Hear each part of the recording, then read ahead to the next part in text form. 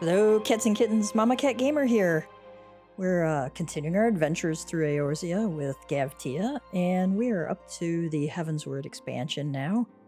Well into the Heavensward expansion, probably about 2/3 of the way. So let's log into Gavtia. We might have a little bit of a wait, but I wanted you to see his cute wake-up animation in the inn.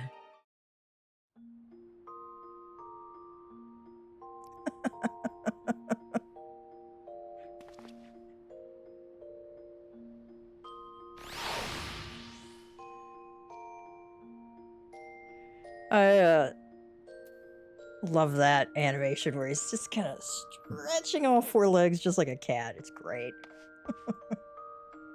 You see what happens when they go to bed, too. They kind of curls up with an arm over his face, just like a cat does. It's great. Anyway, my apologies for not having anything out the last few days and missing on Wednesday because my computer had a massive problem and I had to reset it, which meant that I had to download everything, re-enable everything, set everything up, and if any of you have ever worked with OBS, you know it's a beast to work with.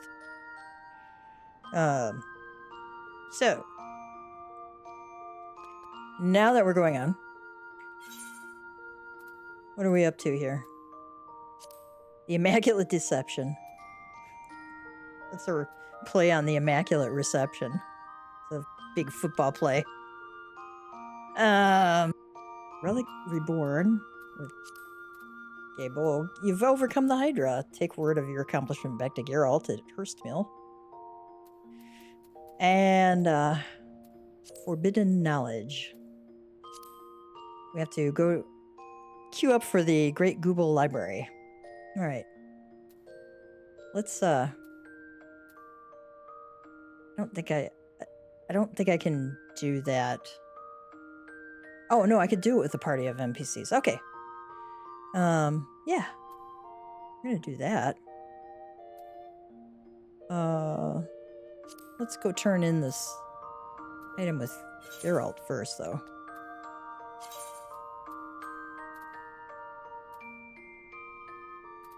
Then we will do Great Gubal Library. You're still alive. Why the hells do you adventurers have to be so goddamn sturdy? I was bloody sure you'd be Hydra dung by now. But what's done is done, or in this case, not done.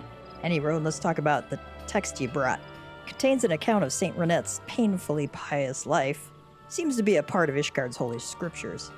Be true to the Fury, live in virtuous penury, dedicate your life to the blah blah bloody blah. The book fair put me to sleep, and not even 11 flagons of mead can do that. And he wrote one bit touched on old Saint Renette's time as a Dragoon. That's where I found a passage described in the Relic Speargay Bowl. Turns out the base of the spearhead, that's the bit that looks like wings, ain't just for show. Apparently it helps Dragoons get their arc just right when they're leaping on their prey. As you can see, I've done me research. I trust you've also been pulling your weight, putting the relic to use, like I said. Well, go on then. Tell me what you've learned. Is that so? I'd wondered about that. Based on what we've gleaned from the text and your first-hand experience, I'll rework the relic so as to improve your affinity with it. Hand it over for a second, will you?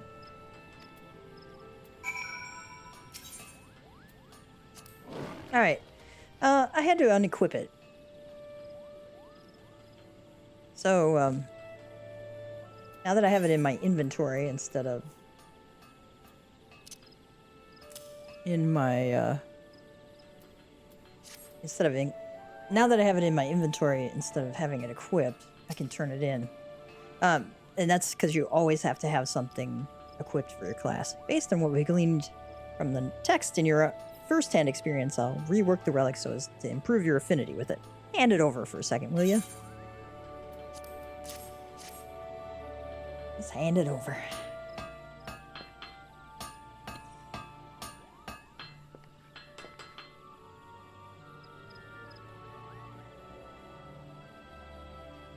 There, the deed's done. that leaves us with one last step. That is fully merging the old relic, the new host, and the soul of the bearer. Aye, that's you. Only then can the weapon be restored to its former glory. But to do this, I need a fire that's hotter than the seventh hell, and to keep such a fire alive and raging, I need a wind that's fiercer than the hangover I had last week. You know what I mean. Just give me a white-hot ember, a howling gale, and a chunk of hyper-infused ore, and I'll finish your bloody weapon. Aye, and I need me a bottle of Radzat quenching oil as well to cool it off. The white-hot ember, the howling gale, and the chunk of hyperfused ore can be obtained by defeating Ifrit in the Bowl of Embers hard, Garuda in the Howling Eye hard, and Titan in the Navel hard, respectively. The bottle of Radzat quenching oil can be obtained by exchanging 15 Elegant Tomestones of Poetics with Oriana, one of Rowena's assistants, at Revenant's Toll.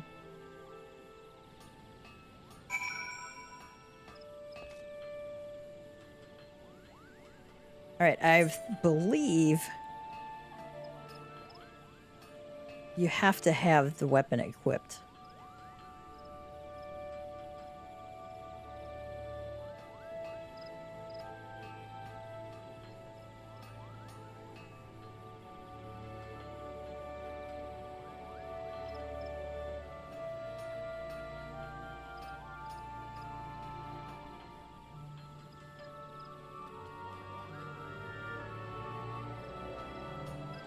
Obtain a white-hot ember. Okay. Yeah, I think you gotta have it equipped.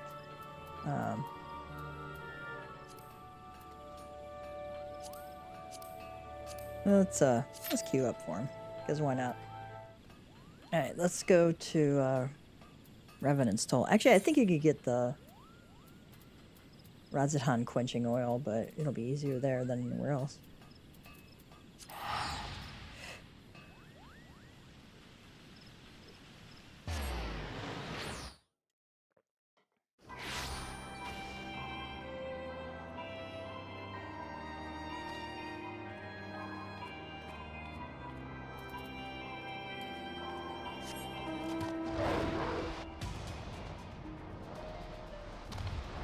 Oriana is here.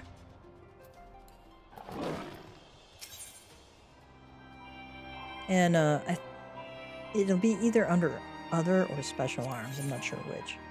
Oh, there you go.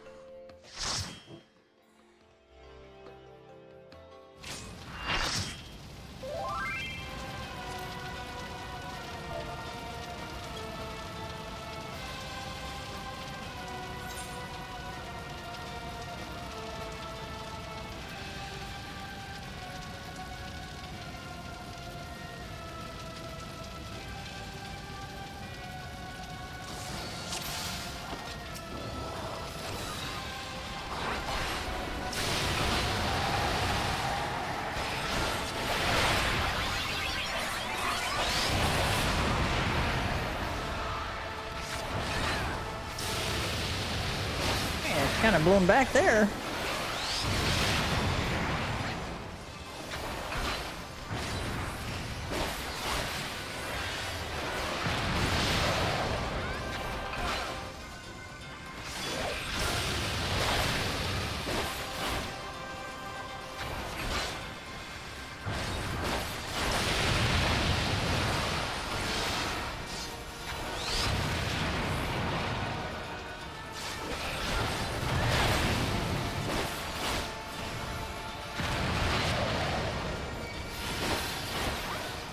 Surrender thyself to the fires of judgment. Get the nails.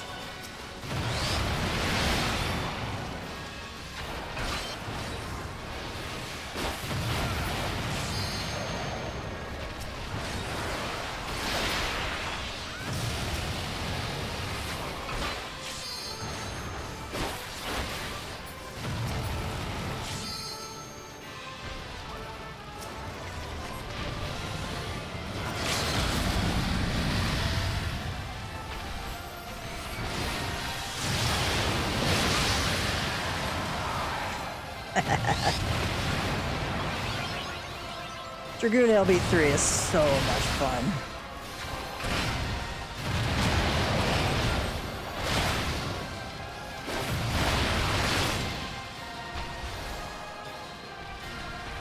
You're probably safe if you're right on the side there.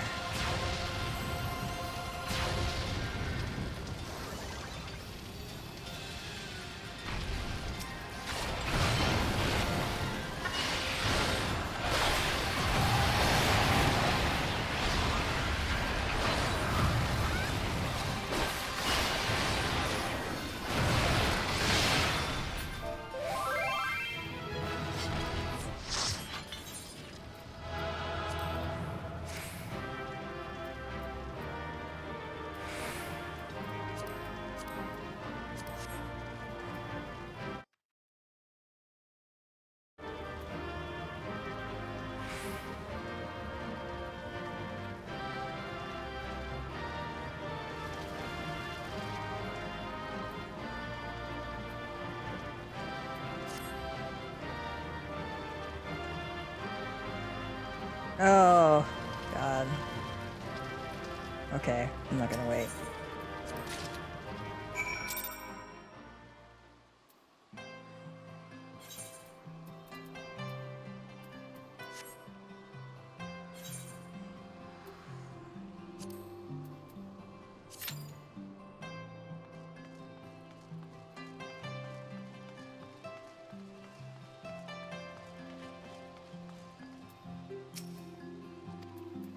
See a Manling. I still can't quite believe that he's gone. It's like a joke told in poor taste, except I've no one to heckle but the gods. Even a Manling is feeling it.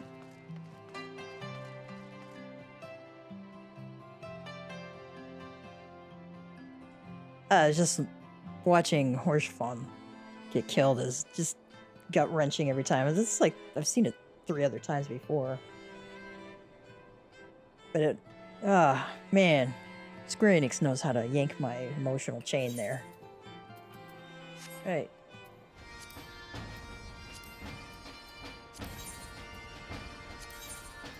Zhloe. To make, earthen souvenirs, or we could go get the ice stalagmites. I might do that. Yeah, let's do that, because I need to work on my, need to work on my botany.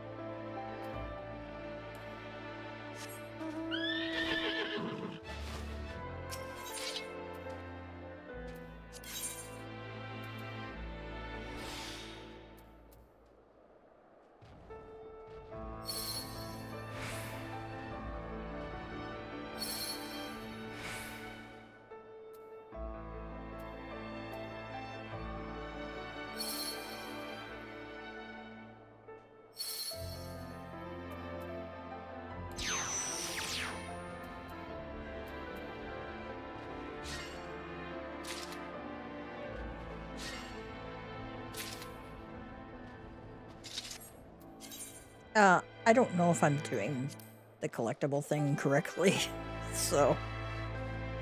if I mess it up... Oh, there's an unspoiled one over there.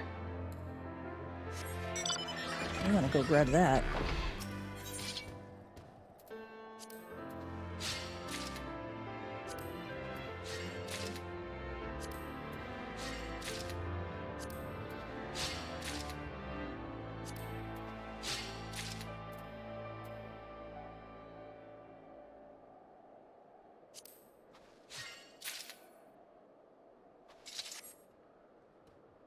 Okay, I didn't have any of those items, so it was good that we got those.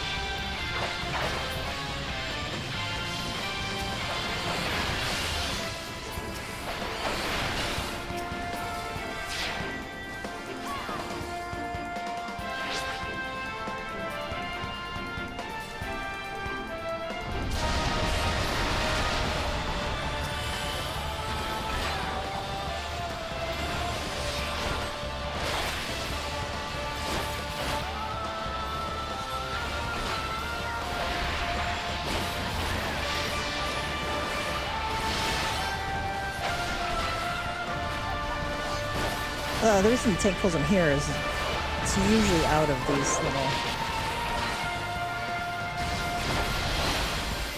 a lot of these little wind swirl thingies.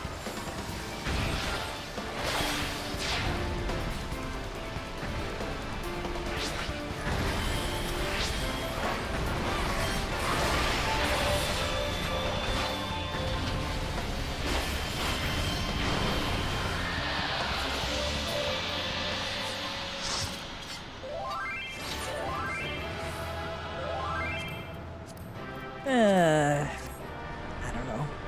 I try and choose a DPS.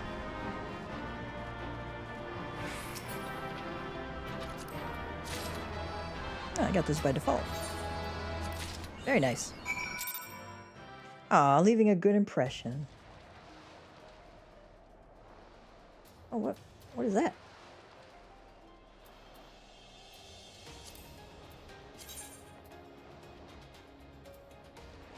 Oh, I received 100 player commendations. How nice.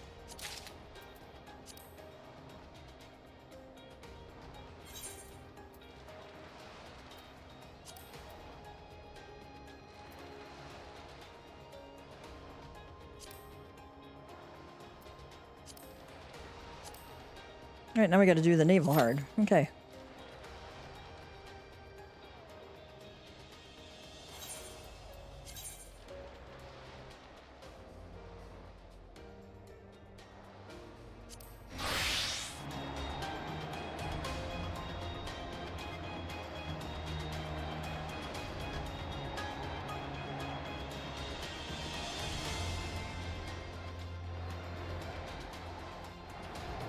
Cool looking there.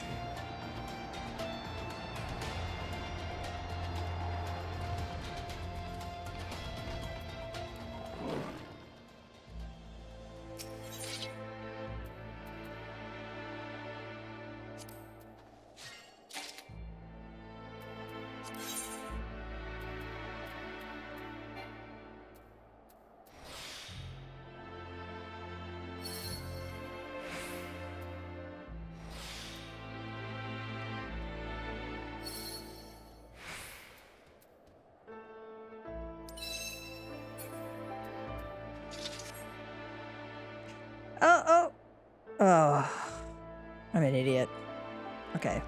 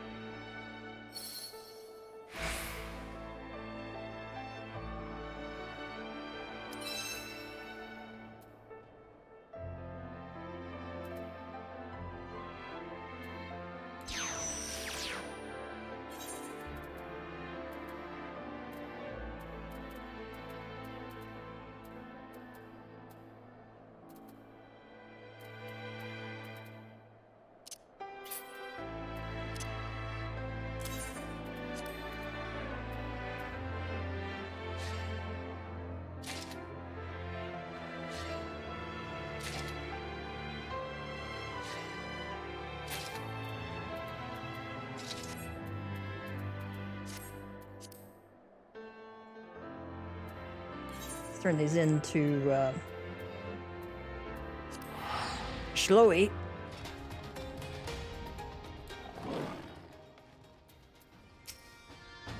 Welcome back, Gav. I'm happy to say that the children are smiling more and more with each passing day.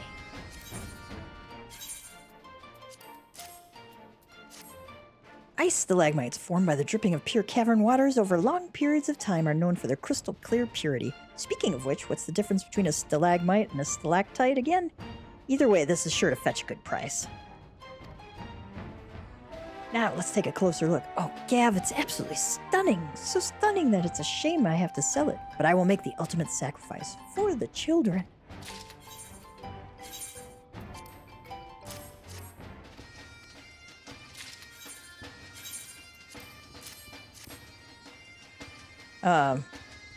Stalactites come from the top. It's got a T in it. Stalagmites come from the ground up. Because it has a G in it. That's how I remember it. Thanks to your hard work, Zhloe's practically swimming in souvenirs from the Highlands. Why, I can just see the smile on Master Degeruju's face. And the gil flowing freely from his coffers. Hee hee.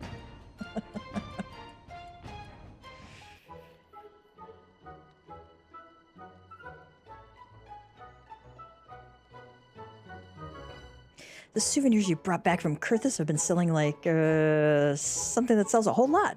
Master Degeruju and his friends at Costa del Sol say that just gazing at them is as refreshing as a cool breeze on a hot summer's day. Why, the gil's been pouring in day and night, left and right, but that's not all. Now that our finances are under control, I can finally buy the books and writing implements I've had my eye on for so long. After all, Zhloe can't very well watch over them forever, can she now? I must help them cultivate their minds, that one day they can strike out and earn their keep on their own. Zhloe has never cut out to be more than a humble merchant, but their future is just full of possibilities. I can't let them down. And to think that not long ago I was worried that I wouldn't be able to pay next month's rent. Just look at how far we've come, and it's all thanks to you, Gav. Zhloe thanks you from the very bottom of her heart. Today, I think I'll treat myself to a fresh bowl of pineapple pudding. Freshly made 3 days ago, that is. Have to make it last, you know. Anyhow, I know you're doing the hard work, but even I deserve that much, wouldn't you say? It's like 3-day-old pineapple pudding. Oh, thank you. The last bowl I had was left over from last month's batch, and it was somehow lacking in the smoothness one generally associates with pudding. Why, I almost thought I'd crack a tooth. Not that I actually cracked one, of course. See for yourself. Zhloe's smile is as cute as ever. That one tooth that's slightly out of place only adds to the charm. At least that's what Rowena always told me. Don't you think so, too? Oh, you're really too sweet. I'll let you in on a secret. From leftover pudding to stale flatbread, no matter how hard a piece of food gets, you can always soften it up by soaking it in hot water. She's not wrong there. Of course, it doesn't taste as good then, but at least it's easy on the jaw. And we all have to make sacrifices, right? At least that's what I tell the children when all I have for their supper is day-old porridge.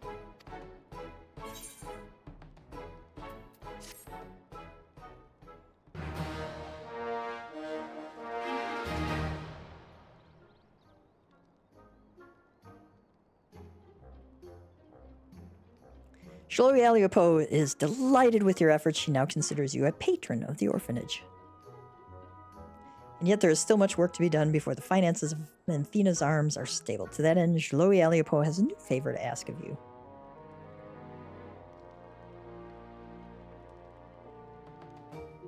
Oh, but how far Menthena's arms have come from, quote, teetering on the brink of bankruptcy, unquote, to, quote, clinging oh so desperately to life, unquote.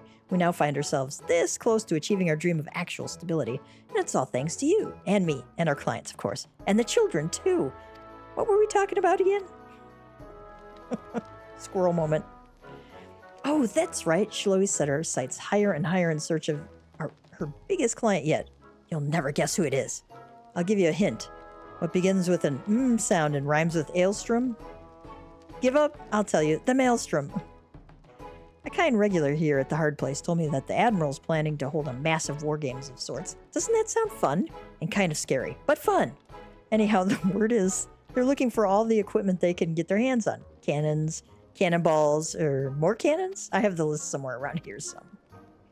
Anyhow, I'm sure you could see where this is going. If you could procure for me a healthy stock of top-of-the-line naval material, I can guarantee you will be positively swimming in gil, but hopefully not drowning. Did Zhloe mention that she can't swim? But where were we? Oh, of course. I've written a brand new register of items for you to procure. You'll take a look, won't you? Remember, it's not just Zhloe who's counting on you. We must think of the children. Custom delivery list for Zhloe Aliopo has been updated. Review the new list, speak with her, and select make a delivery. Alright, let's go empty some of this stuff out real quick.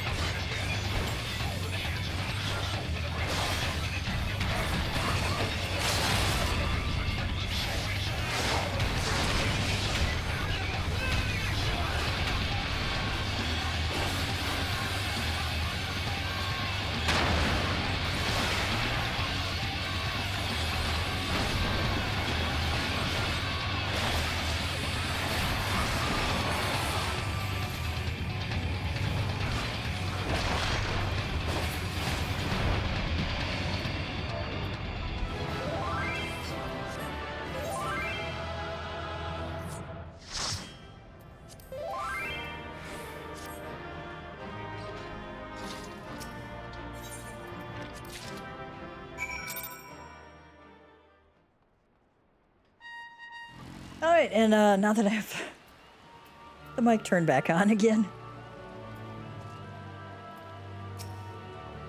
So, you're back. Never doubted for a second you'd trounce all 3 primals and come back to pester me again. Alright then, let's see that white hot ember, the howling gale, and the hyperfused ore. A precious ore melted and fused with molten volcanic rock heated by the rage of the Lord of Crags. Howling Gale. When released, the Lady of the Vortex's wail has the sheer force to shatter solid rock. And then White Hot Ember. This glowing chunk of the Lord of the Inferno's corporeal flesh burns without being consumed.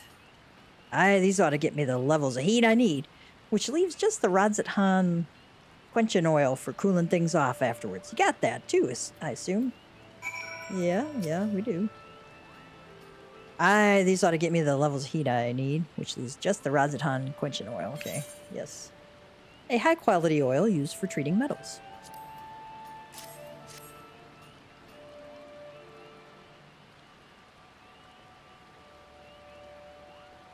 You've done your part, so I'll do mine. Watch now and try not to bat your eyelids. Ain't every day you get to see a relic reborn.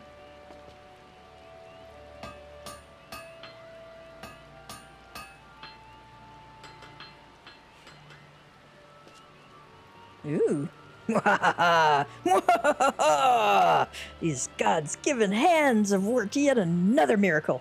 Feast your eyes on gay bold, just as it was in days of yore. 'Tis a sight to move a man to tears, you lucky bastard. You'd better bloody well take care of it. Alright. One of the fabled relic weapons.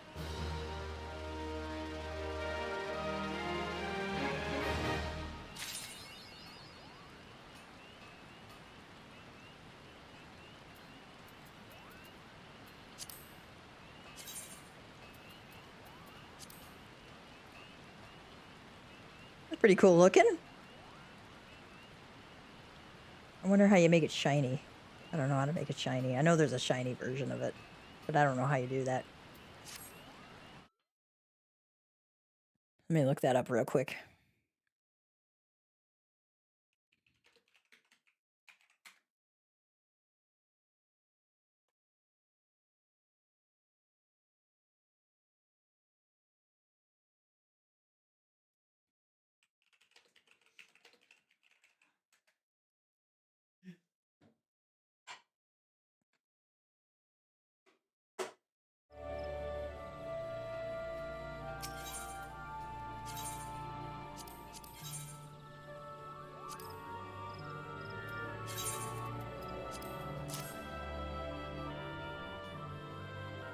Concentrated elixir blended in the Near Eastern island nation of Rodzatan.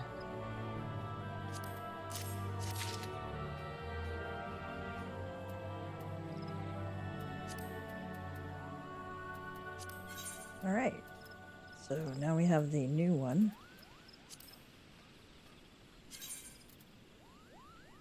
Ooh, it's kind of glowy. Oh.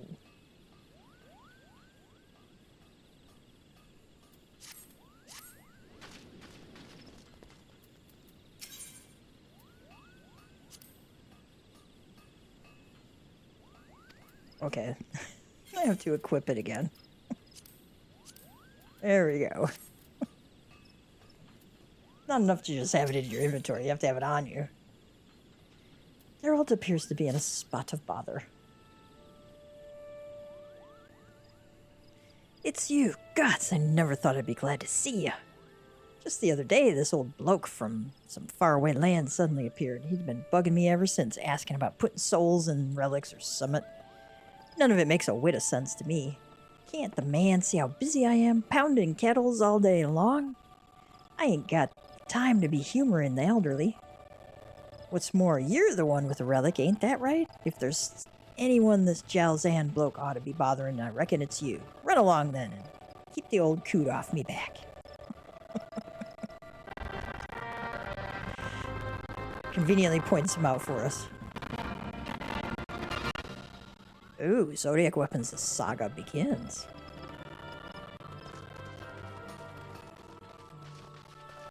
This is quite the process, apparently.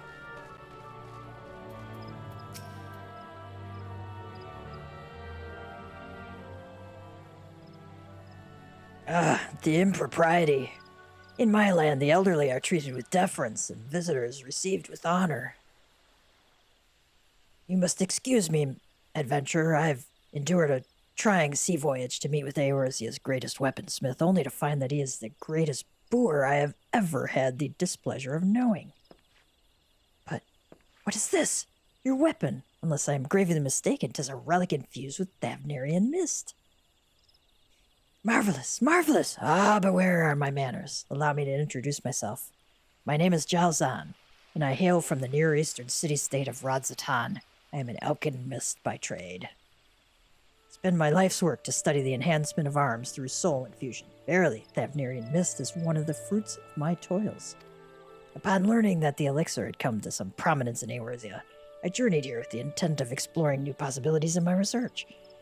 I want but for a subject to proceed.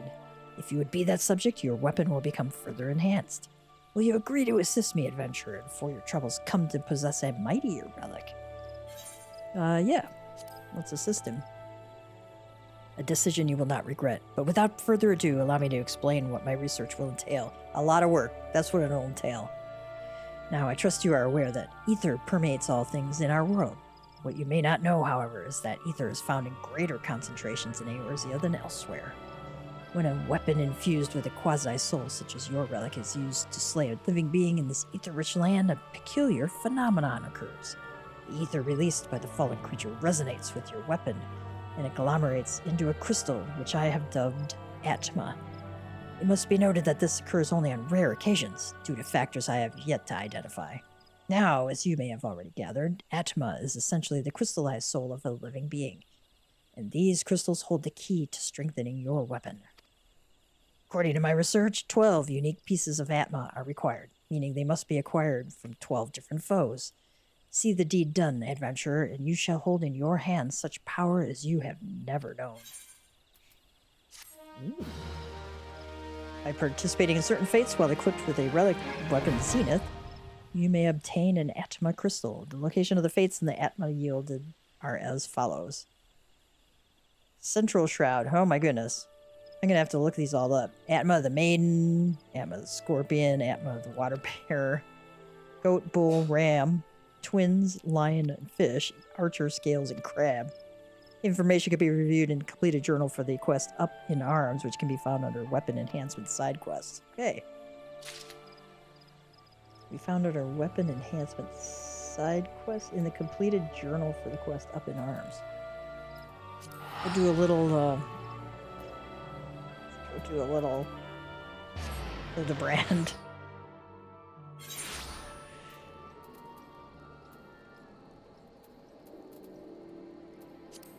Always good for entertainment.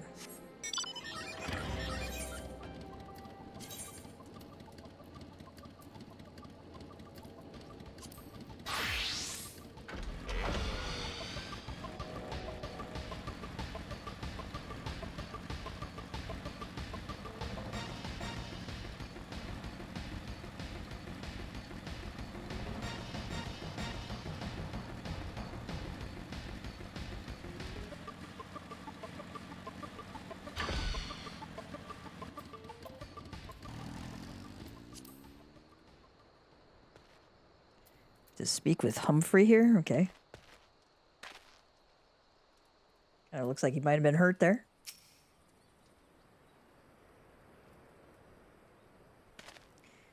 I am Humphrey, and you are?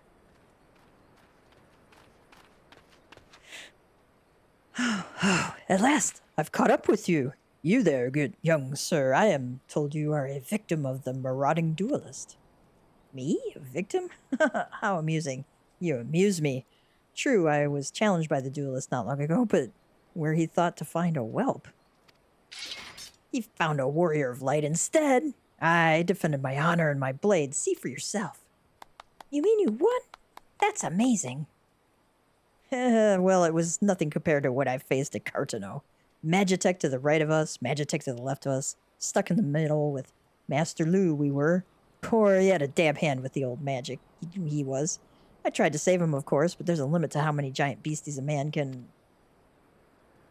Ellie says, that man is no warrior of light. Tell them, Eleazar, tell him how he lost and surrendered a sword that was not his own. Liar! Scoundrel! I trusted that bastard with me father's blade, bid him take it to a smithy for restoration, even gave him gil to pay for it. And he comes crawling back, sniveling and begging forgiveness for losing it in a duel, as if that's enough to set things right. Look at me, you bleeding whoreson, look at me! Me flowing golden locks are no more. I've gone bald from the stress and heartbreak. I swear to everything holy that you'll face a reckoning if you don't bring her back to me. It's gone bald.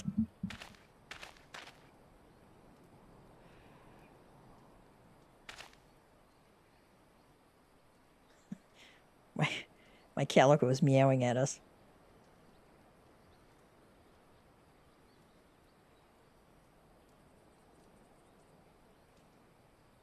Humphrey says, all right. He beat the shite out of me and took the old man's sword. I used the gil to pay the chirurgeon. I have no idea where he or the sword is. All right. What am I supposed to do, huh? I can't give him what I don't have unless you help me find the sword. That's what we do, right? Help people?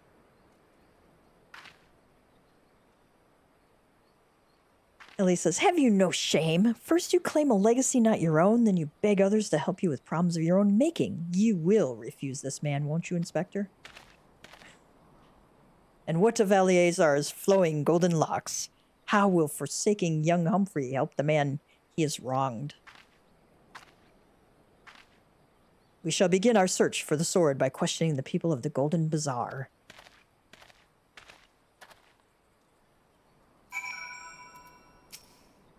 Humphrey says, do all inspectors dress like that? I've never met one before, so I don't know what to expect.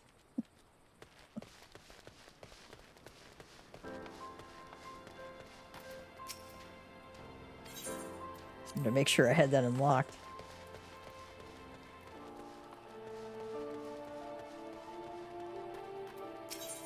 It's men gear, just in case.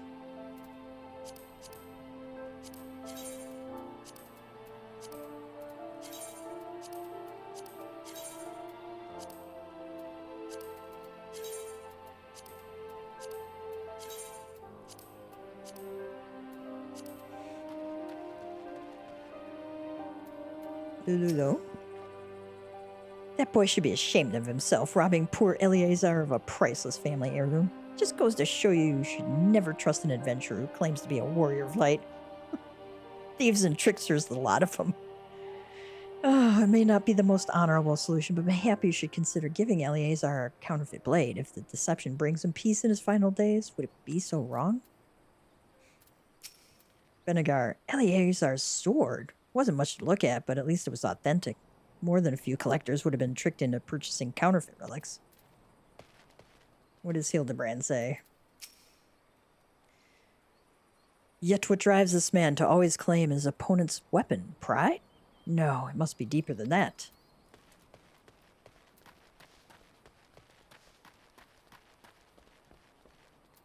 Abe. Antique swords? Oh, I haven't the foggiest about that.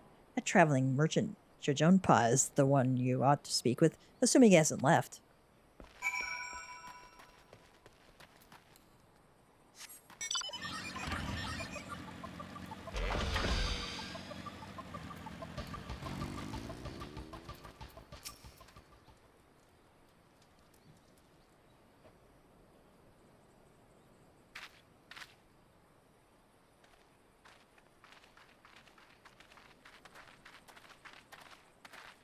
I'm afraid I have no knowledge of an ancient sword, at least not of one I can guarantee to be authentic. You see, my wares I determined to be of dubious origins I immediately discard in the spring east of Camp Tribone. Although I have no swords for sale at present, I may have disposed of a facsimile similar in design to the one you describe.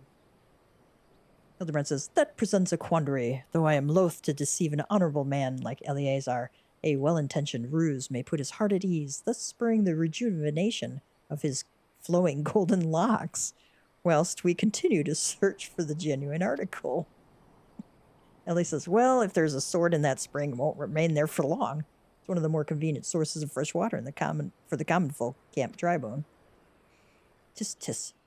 You should endeavor to be more optimistic, Miss Ellie. Like me, I say we search the spring first before declaring all to be lost.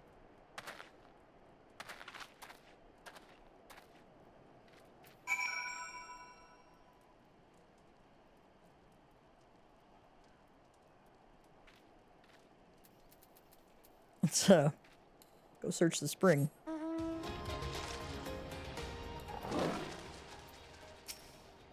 It occurs to me that I am not yet fully recovered from my accumulated injuries. It would not be prudent to immerse my body in water, not without first coating it with the liberal application of salamander oil. Indeed, on many an occasion, my dearest mother tended my childhood scrapes just so. Oh my god. You understand the importance of physical rehabilitation, yes? Then you can assist me by pouring the oil all over my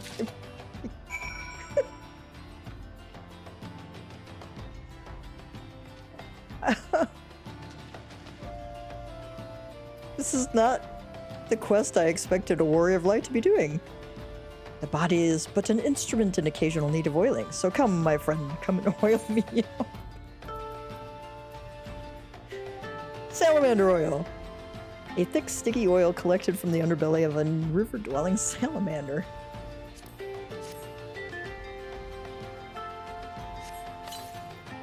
Ah, this comforting scent, as though I am a child in her arms. Quickly now, before it dries, knead the oil into my aching flesh.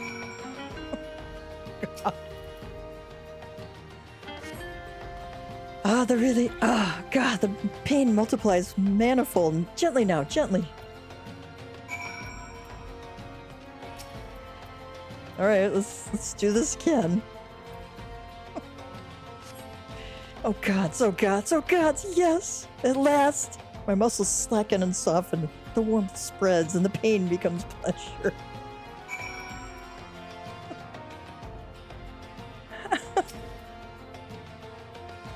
I never want to do this again. Right there, yes, keep doing that. Oh, just like that, just like, oh, yes.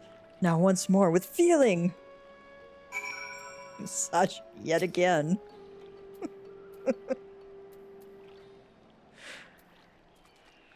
Oh, God. Who knew you could do this in an MMO? Ah, never before have I received such splendid ministrations. Now then, into the spring. You as well, my good man. God. Muddy Pebble.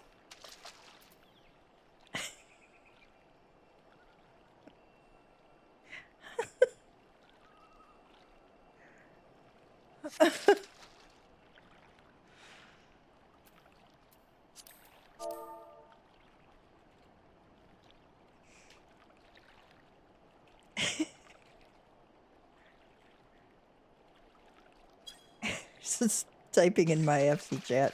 Well, just massaged Hildibrand. Holy pot.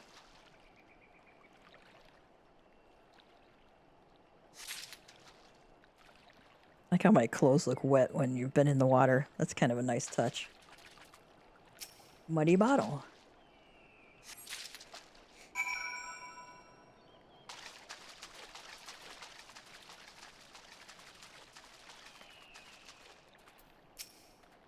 You've been productive. Excellent. May I see what you've found? A worthless bottle. A useless rock. A completely useless and unremarkable rock. Come now. What were you expecting? A rock that keeps curls away? This is not the sword you were looking for.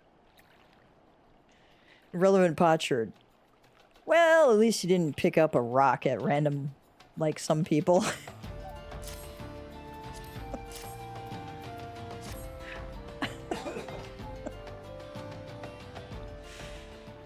Oh my god.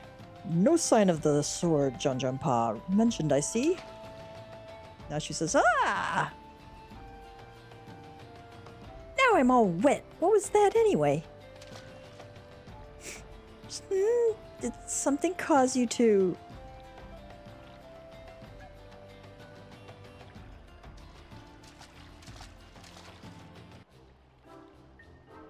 Once again, my instincts have guided us to our quarry. That I had you search that section of the spring was a stroke of... Achoo!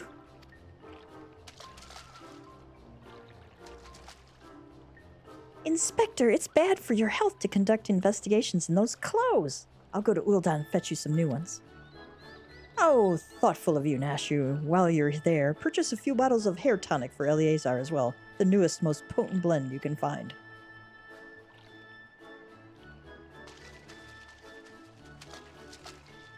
Is it not wonderful, my friend? Soon all of Eleazar's woes will be no more.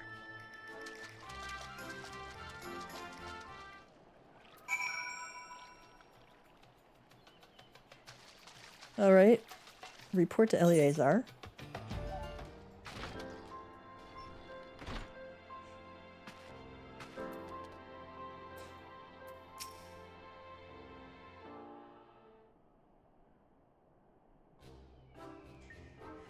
As promised, I return to you your father's ancient blade. Aye, it is her. Every chip and scratch is just as I remembered. God bless you, sir. I never expected you would go to such lengths for two strangers without thought of reward. Altruism is a rare trait these days. 'Tis common enough if you know where to look. A gentleman recognizes the good in every soul and understands that none deserve to be forsaken. Elise is spoken like a true gentleman, though your garments beg to differ. Inspector, I've brought you a change of clothing. I also bought a supply of tonic from this peddler I met in Pearl Lane. Excellent work, Nashu. If you would just hand me that case.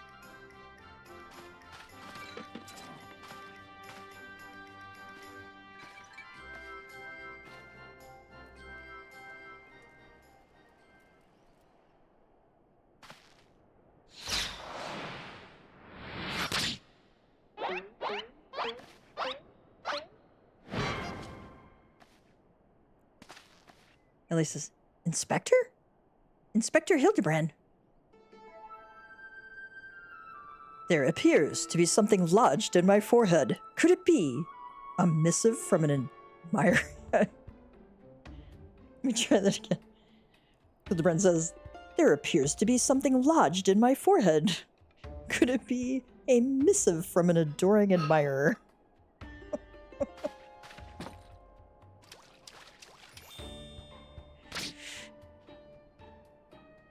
The author neglected to pen her name.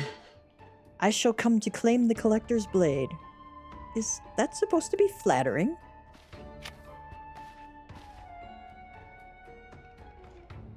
No, it's supposed to be intimidating. The duelist wrote this. He's daring you to stop him.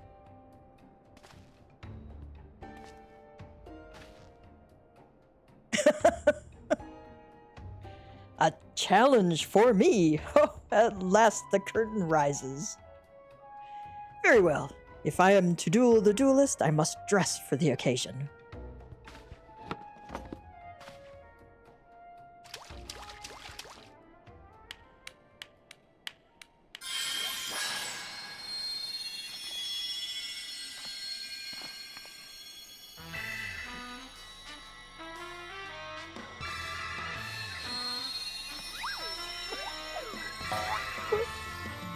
This is so over the top. I, Hildibrand, Agent of Inquiry, Inspector Extraordinaire, accept your challenge.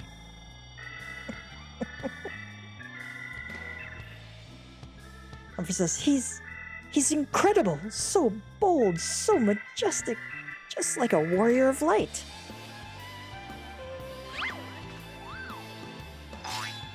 Flexing. No, a gentleman of light.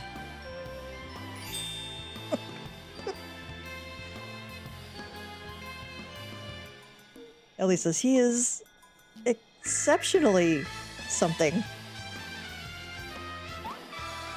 Court, Inspector Hildibrand, you look amazing!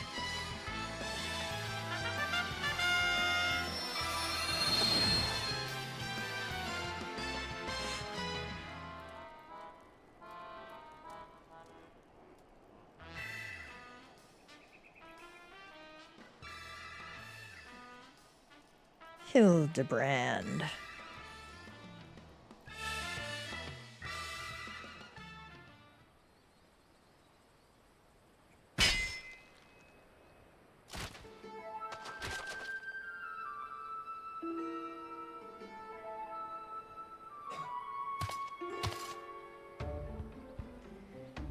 This is far from the strongest of swords. Blue skies and the rolling desert. How much longer must I seek the Blade of Legend?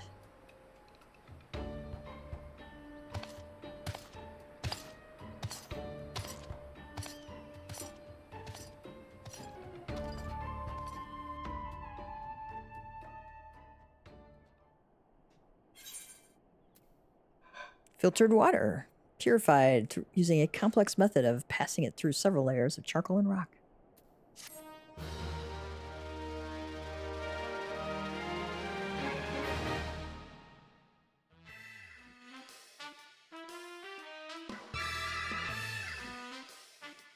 Challenge accepted, my worthy opponent. You shall not claim the...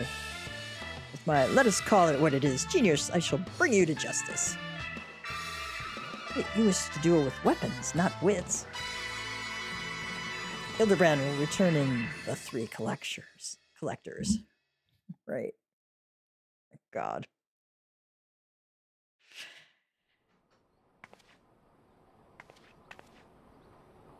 Hey, I know that spirit. That's the one I found buried with the pumpkins. Pumpkins sort of remind me of... no. It's gone. Never mind.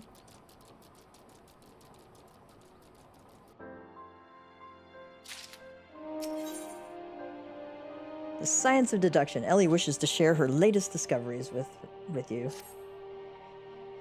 Perchance you are curious about the duelist's declared target? It so happens I have identified the weapon in question. The treaty blade is part of an Ishgardian noble's collection.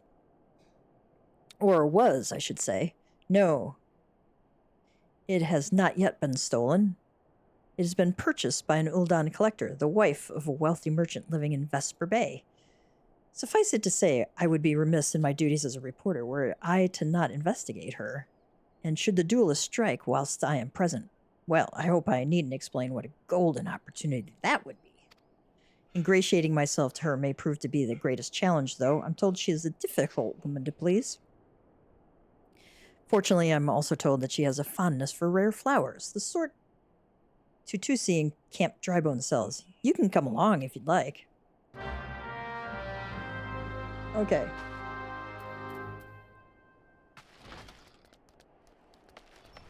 Let's, leave that for now. There's only so much silliness we can take at one time.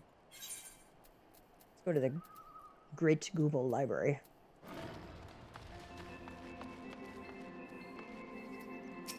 Broomsy says, I wish you good fortune in your search. When you have what you seek, pray, return to the cave and report to my lady. Perorago.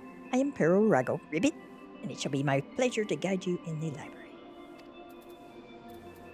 Elfino says, the Great Gubal Library, whatever the reason, boggles my mind to think that such a grand repository of knowledge should be abandoned. Zhloe says, as a child, I would often come here, not only on Master Matoya's errands, but for my own research besides. Oh, come on, Jakey. We got a Jakey visit. Come on, yeah.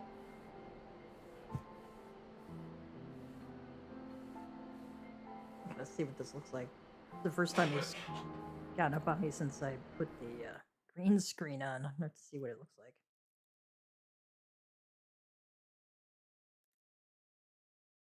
All right, we're all good. You're such a good boy, aren't you? Yes, you are.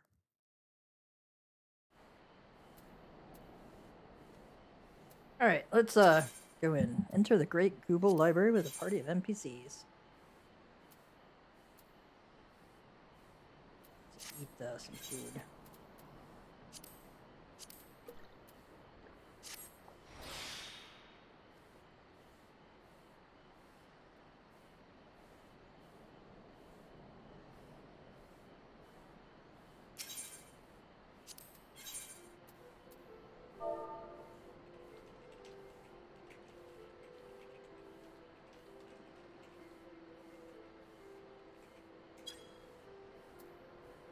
Somebody was going, wait a minute, it's the emergency maintenance isn't on our data center. It's only on Elemental.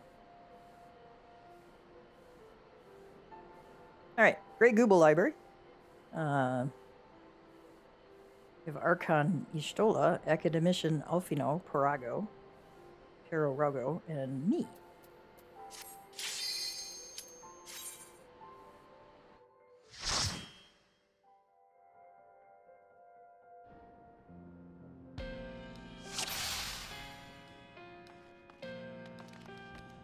Oh, my portrait's really cute.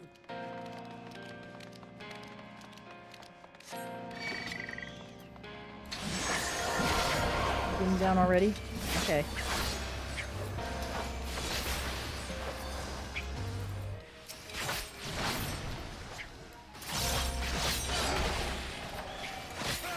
Away with you! I guess they talk in here.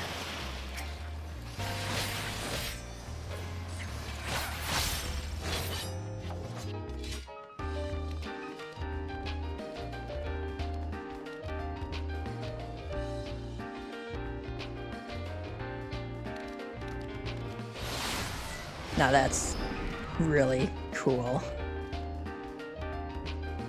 Light stairs. That's a nice touch. Mega Neura. Sentient Inkhorn. Okay.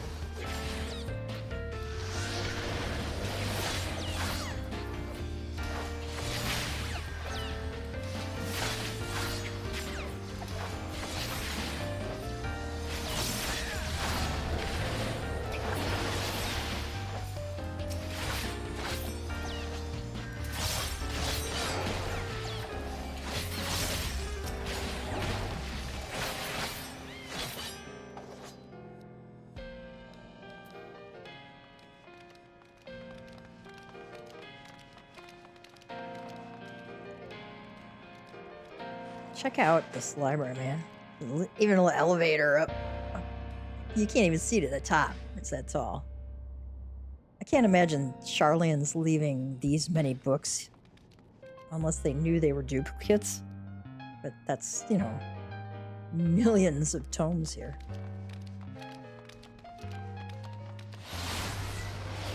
It's like a horrible thing to do to books, leave them behind.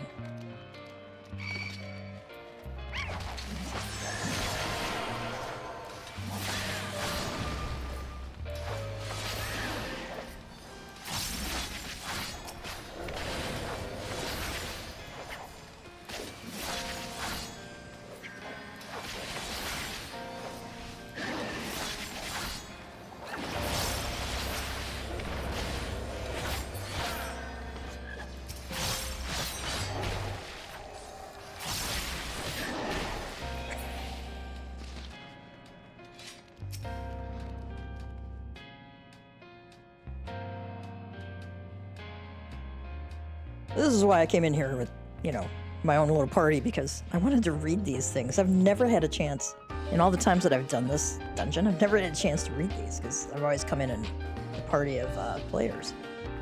On Garlean Hierarchy, Volume 1, the rise of the Garlean Empire in the year 1522 of the 6th Astral Era led to significant changes in the structure of Garlean society. This is most evident in the adoption of titles which serve to indicate an individual's place within the social hierarchy, definitely based on Roman history. The following information was compiled with the aid of informants within the empire and is yet to be verified. Royalty: Zos, the emperor yet beareth Zos Galvus. Yea, member of the royal family in line of succession, so Xenosia Galvus. Weir, member of the royal family with no claim to the throne. I don't know if we have any Weir. It could be Veer. Veer, I don't know. Military hierarchy, Van. That's a legatus, so Gaius Van Belsar. Toll, Tribunus Yadiclavius.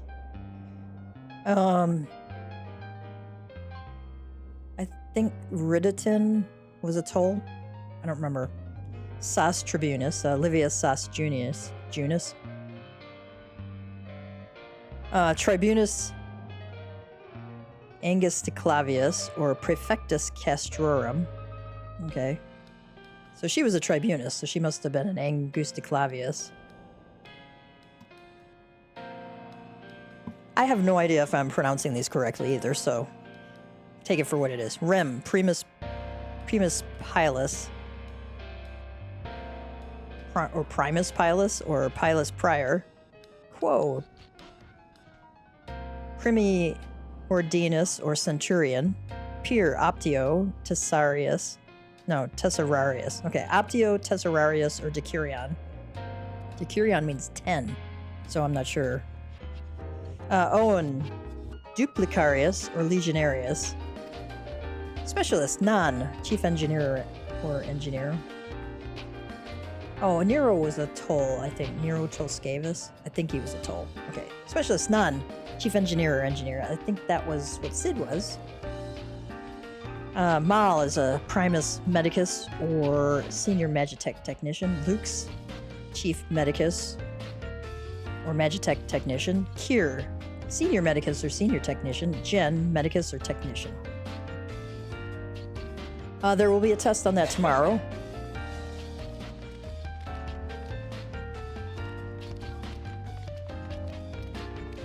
So, study hard tonight, peeps.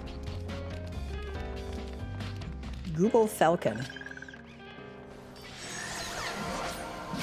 And more sentient.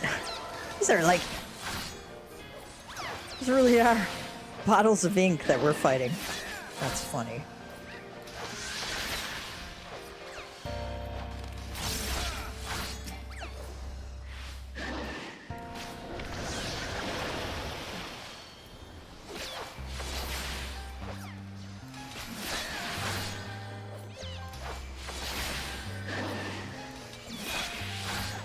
My pride.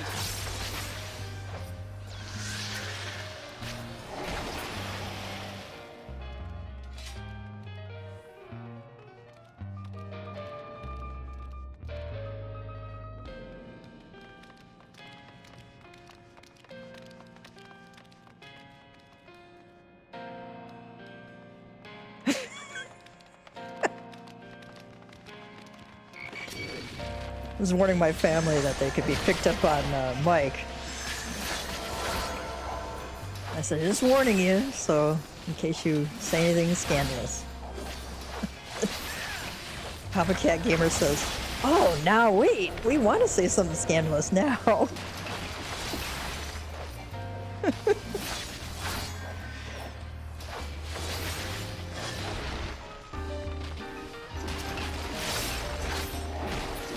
We're fighting a Marlith and some sentient books.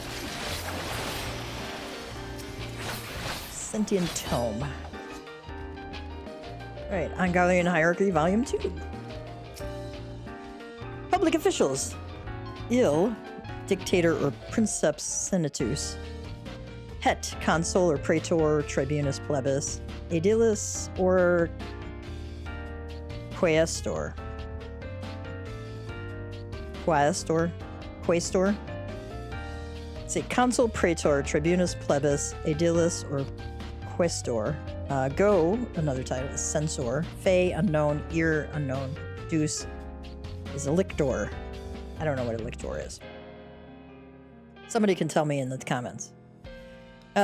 This hierarchy extends to the general populace as well, though it is far less complex. The majority of citizens bear the boss title, and there is a smaller group which appears to be comprised of respected artisans who have adopted the Sen title. Or Ken, might be. I'm not sure. The An title is bestowed upon the peoples of annexed territories and indicates that they lack even the most basic rights afforded to a citizen. However, many Garleans view this as an opportunity rather than a condemnation, as citizenship may be granted to those who have demonstrated exceptional skills as well as those who have contributed 20 or more years of military service. Great.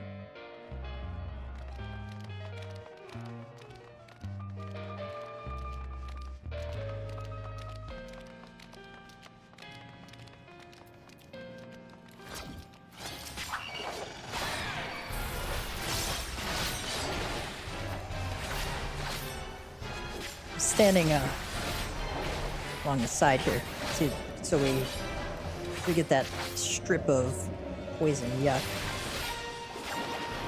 It kind of bisects this little circle, so if you're on that half of the circle, you should be safe when it comes out again. Oh, I went in there too early.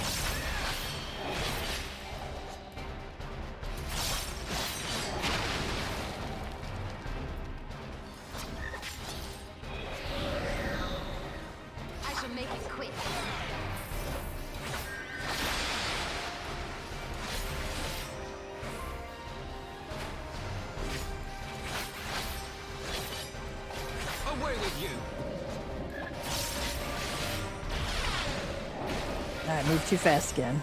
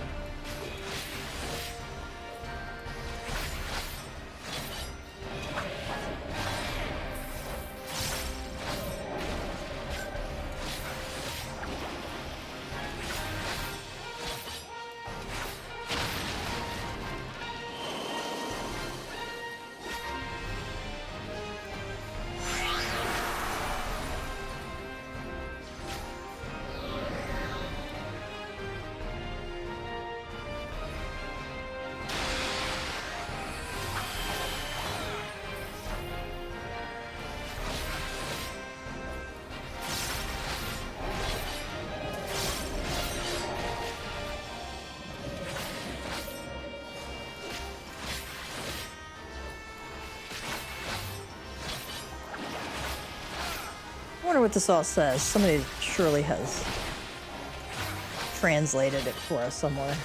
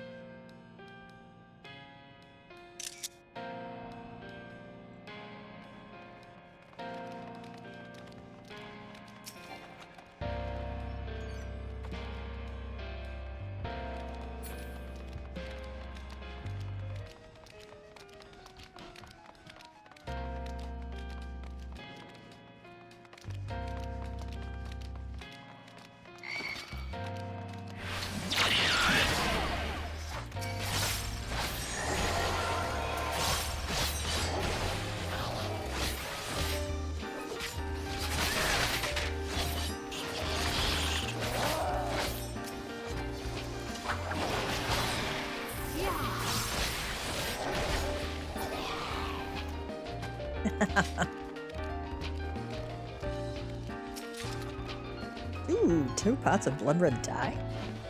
Nice. This is so cool. It's a star chart.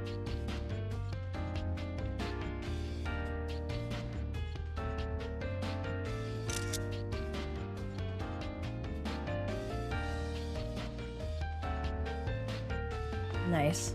Just little touches in here like that are just so amazing.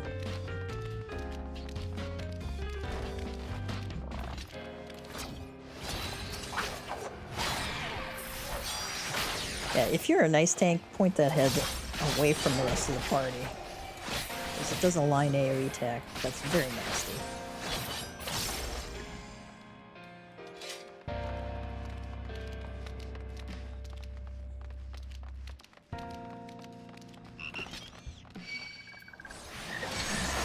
Spine dusters.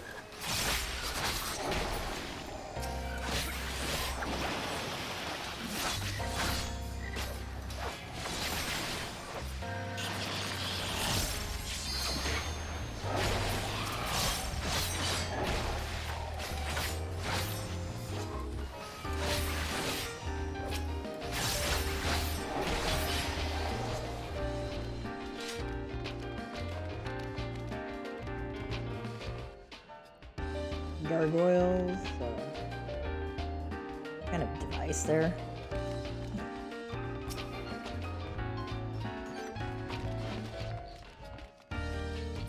It's like stuff on the walls, a globe, no entry. Essences and permutations. Chapter 1, the 6 nativities and myriad creation. The spark of lightning ignites when it strikes, and thus fire is born. The heat of fire renders to ash all that it touches, and thus earth is born. The density of earth shuns sun and harbors cold, and thus ice is born. The armor of ice melts away, and thus water is born. The moistness of water mists and rises, and thus wind is born. The gusts and sighs of wind gather the clouds, and thus lightning is born.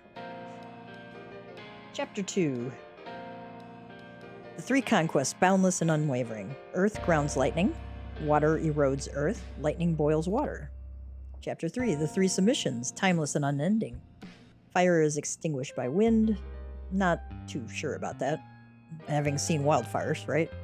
Ice is melted by fire. Wind is obstructed by ice.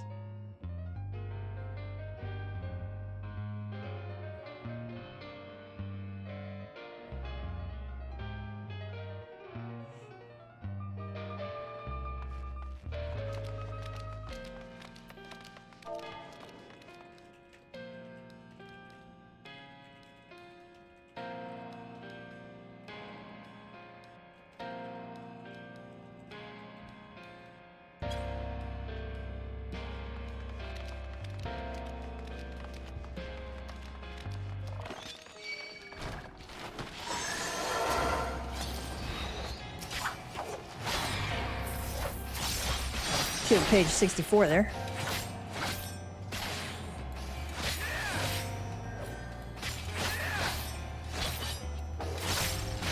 Away with you.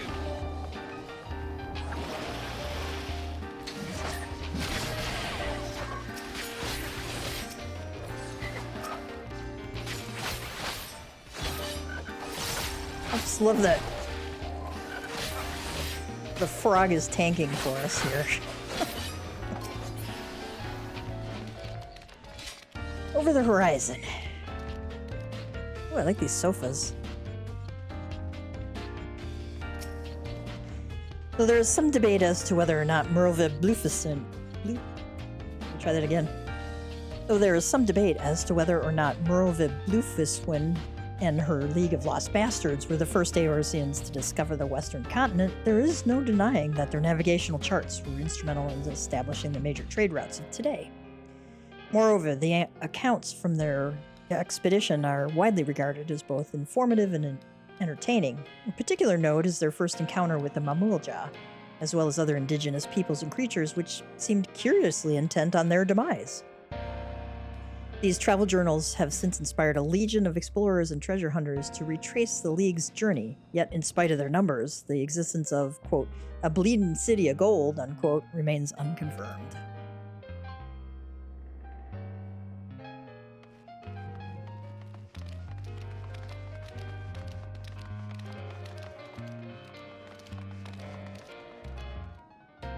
All right, let's move on.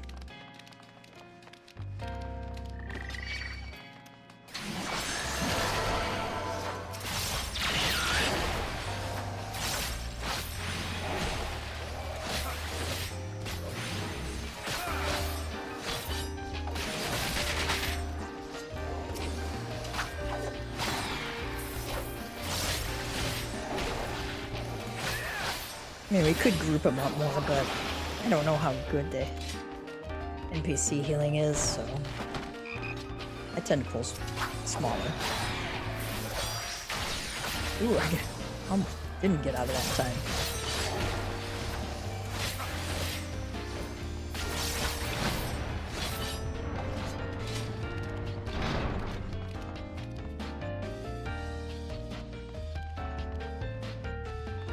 I don't know what that is.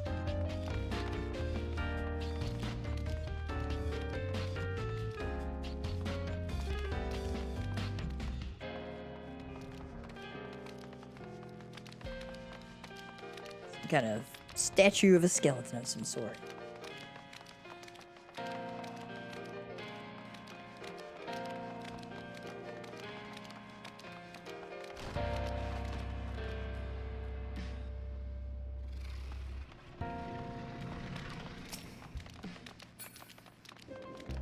Alright, let's go get Biblos.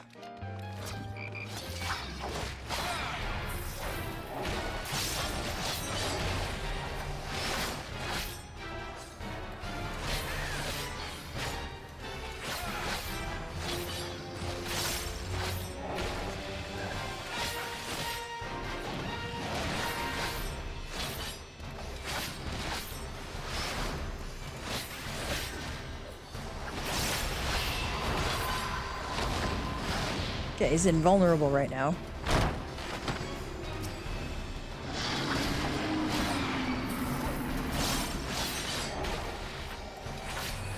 So we have to take...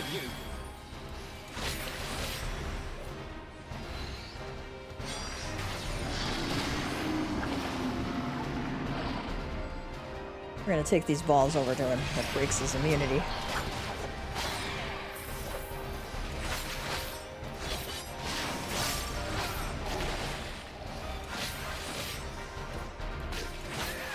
You want to stay out of these little ether current things.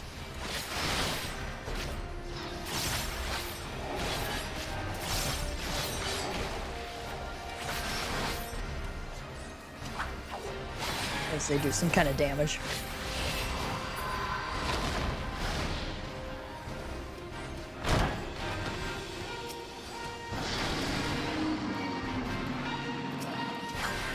Away with you.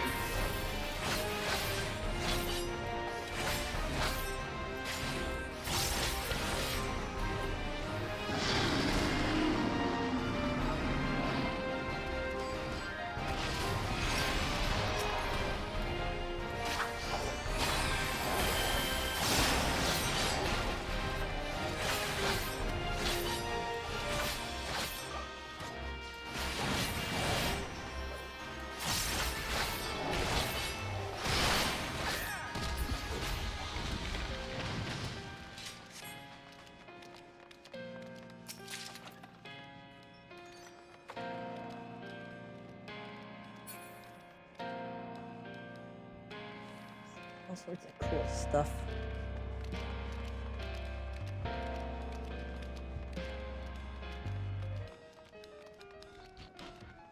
The detailing in here is great. Oh my gosh.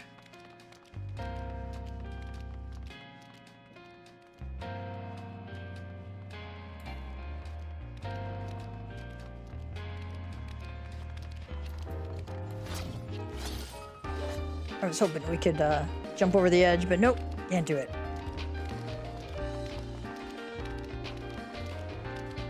Ah, the books are glowing down here. Okay. Tome Shifter Imp.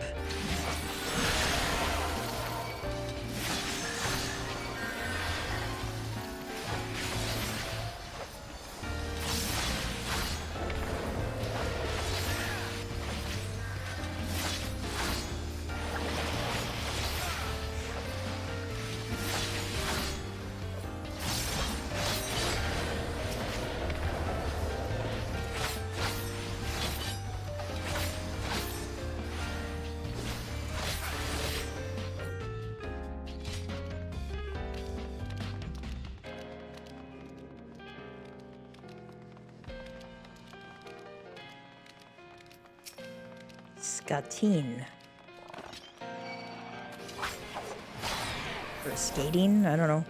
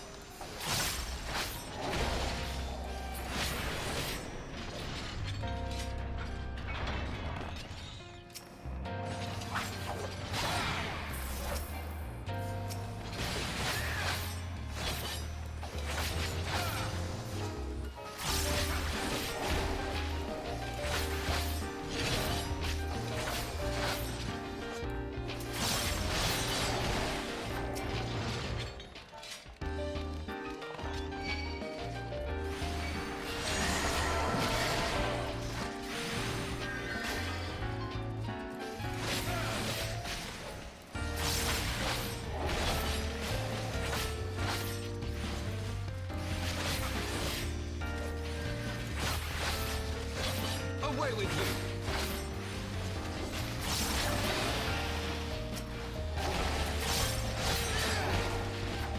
Oh, we have another leatherbound diary. Beauty is ephemeral, but it needn't be. My lady Amandine knows this well, lovely creature that she is. Would that I could have the genuine article in my keeping, but alas, I shall have to settle for a pale imitation. The vessel is not quite up to my usual standards, but beggars can't be choosers, as they say. I washed and anointed it per the instructions, then secured it to the bed with chains. Wouldn't want her to get ideas above her station, oh no. God, it's just the thought of it is enough to get my blood pumping. I can hardly wait to welcome my beloved succubus into this world. I like how these books are glowing, you know?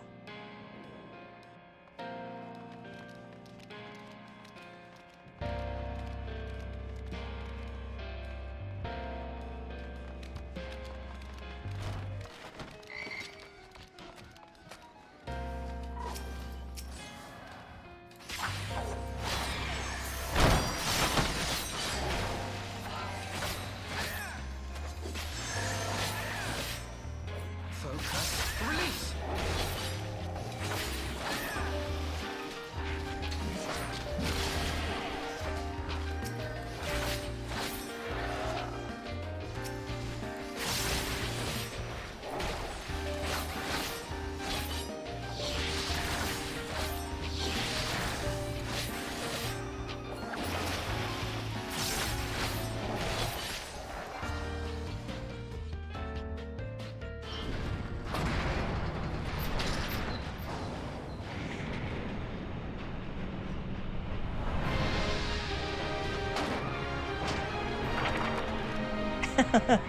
A monster book. Nice.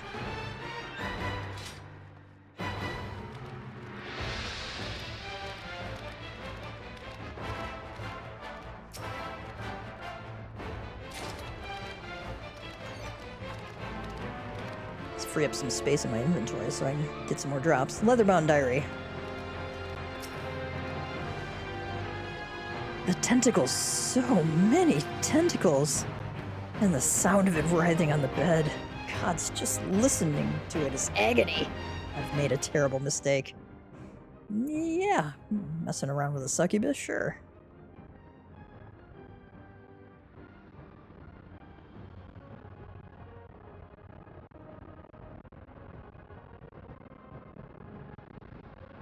See if there's anything else in here. Nope.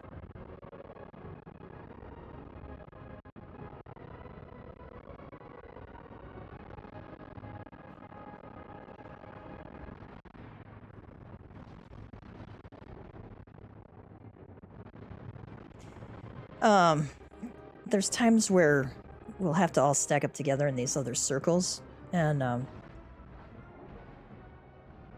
we'll have to watch carefully to see where the NPCs go. Focus. Release.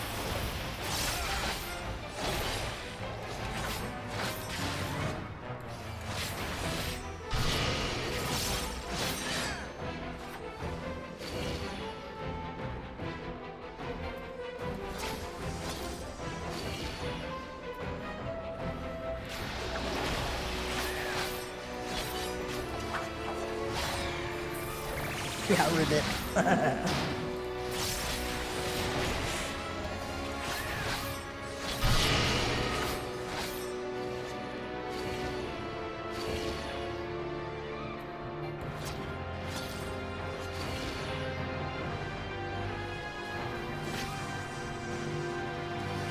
Oh, just barely made it.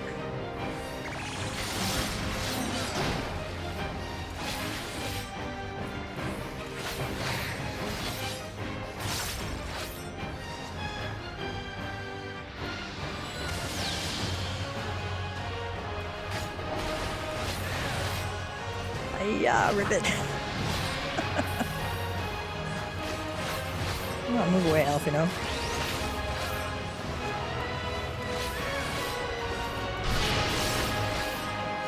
Alright. Got 3 of them going there.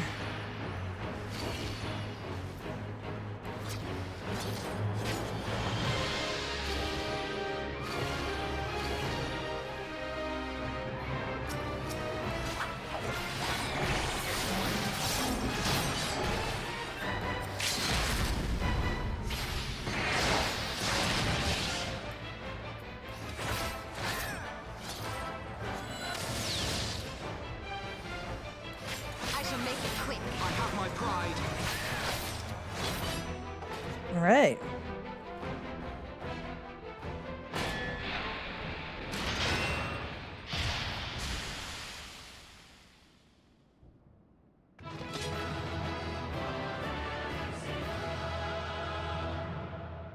Gotta have my ear wiggle.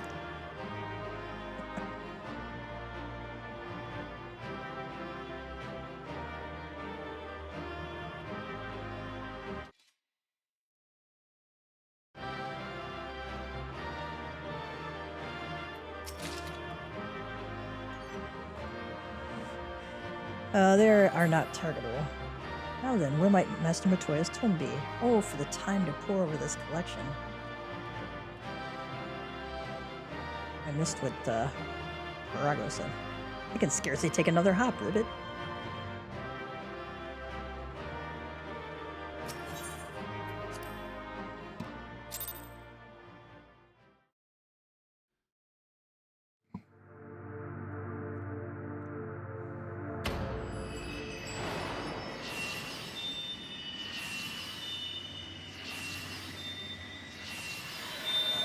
Slowly relighting it. 5 of 6 now.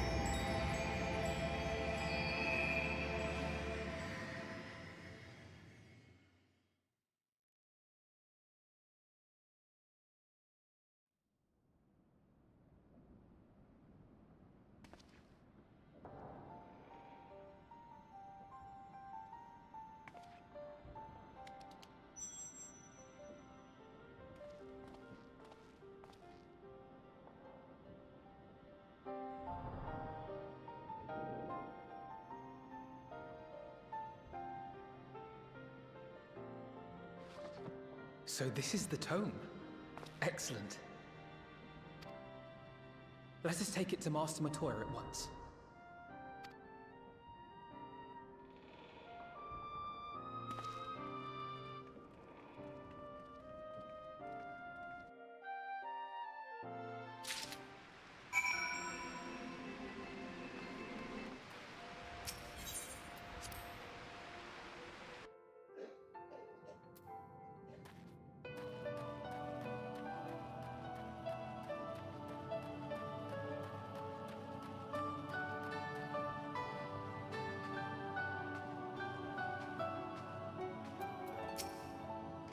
As expected, the library was rife with dangers, but full glad I am that I could accompany you.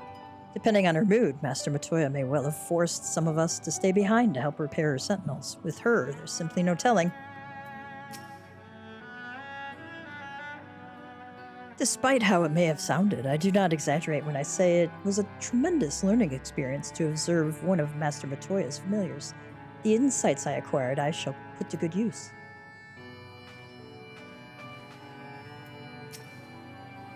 I take it you found the tome. Well, let's see it then. On etheric convergence, research compiled by Miqo'te on a device known as an etheric converger.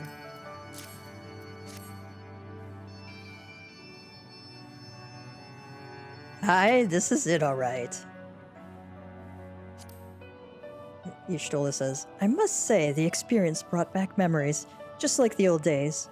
You still send people into the thick of danger as if it were nothing more than a mundane errand.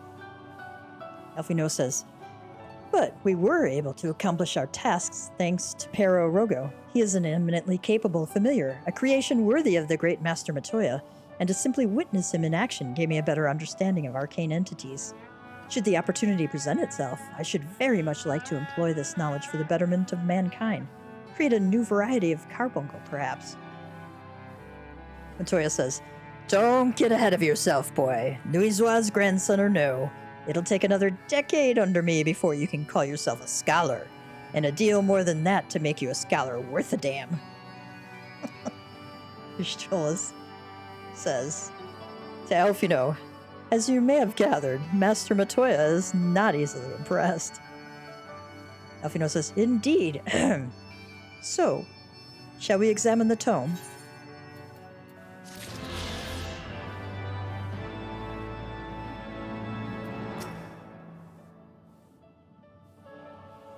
Zhloe says, 'tis well that you were able to retrieve the tome. Had you failed, Master Miqo'te planned to have us take dictation while she quoted its contents from memory. Alphino says, despite how it may have sounded, I do not exaggerate when I say it was a tremendous learning experience to observe one of Master Miqo'te's familiars. The insights I gathered I shall put to good use. Okay, he said that again. Miqo'te's gaze is firmly fixed upon her tome.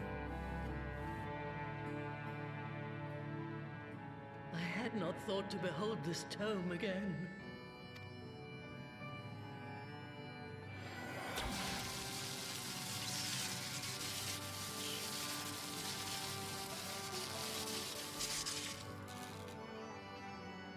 There. It is deciphered. Now your friend should be able to make sense of the contents. That said, it's one thing to understand the workings of the etheric converger, and another to actually make it work. You do realize how much ether is required?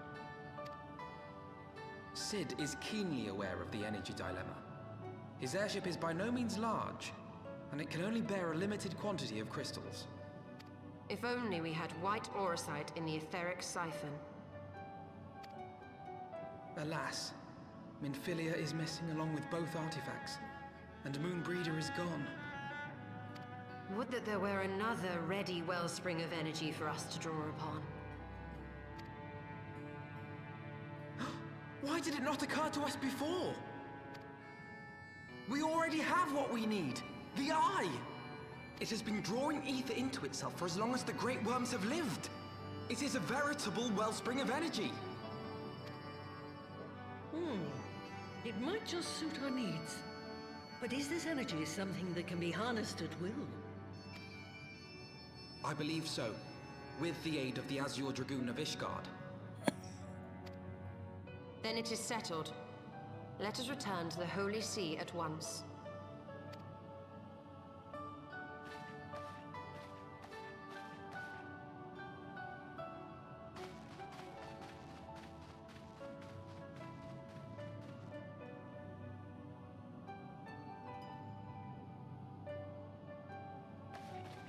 Zhloe, wait.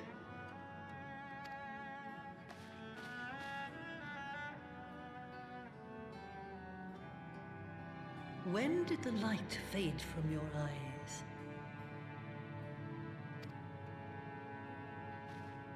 I might have known that it would not escape your notice. It has been this way since I returned from the life stream. An after effect of the teleportation magic I invoked, most like. They are called forbidden spells for a reason. What were you thinking, girl? I have no regrets. I but did what was necessary to preserve the light of hope, to keep my promise to Minfilia.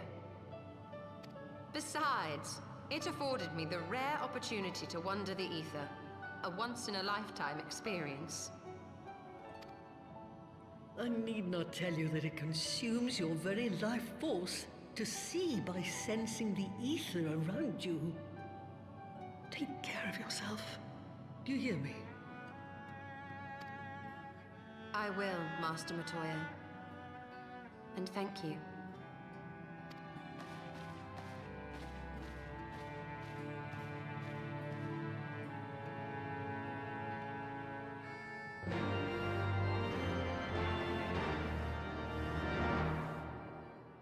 Ooh.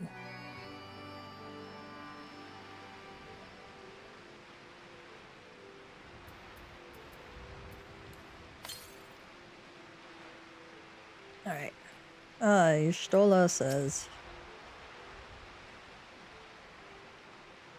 As if you could, kind of sotto voce, as if you could conceal it from her of all people. Pay me no mind, I was but thinking aloud. Alfino says, thanks to your customarily heroic efforts, we now possess the knowledge to build an etheric ram. All that remains is to secure its energy source. Let us hasten back to Ishgard and consult Ser Emmerich regarding the eye.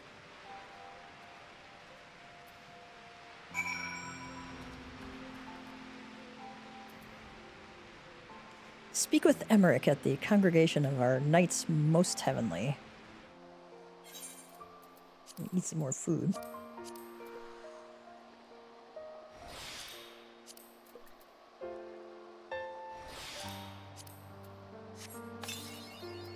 Haha, triple decker.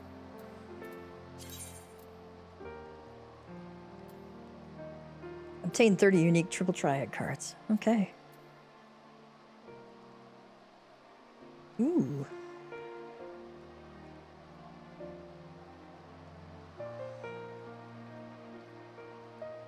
You get more cards when you get more cards.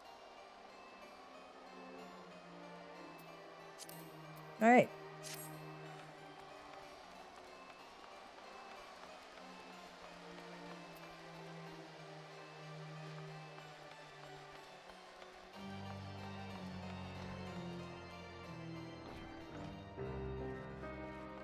Top marks says. Oh, so you've met Louise then, have you? Well, if she says you're ready for level 3 marks, it ain't worth arguing. Just make sure you're well prepared before you go after one of these beasts. They're more dangerous than anything you've hunted so far. The rewards are bigger too, provided you make it back in one piece. Anyway, go and have a gander at the clan hunt board. So long as you understand the risks, I'll let you pick any level 3 mark that takes your fancy. Alright.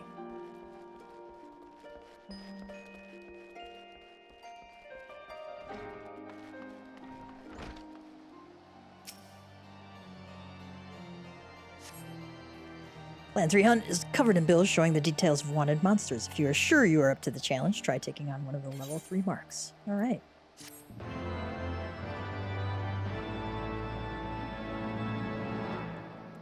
You're now permitted to take bills for level 3 clan marks.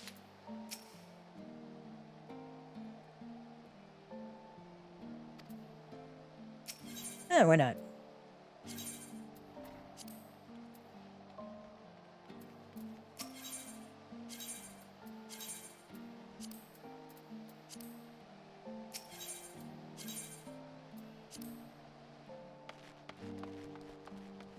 I think we did one of the Clan 1 marks. Elite and dangerous? Let's go down there and...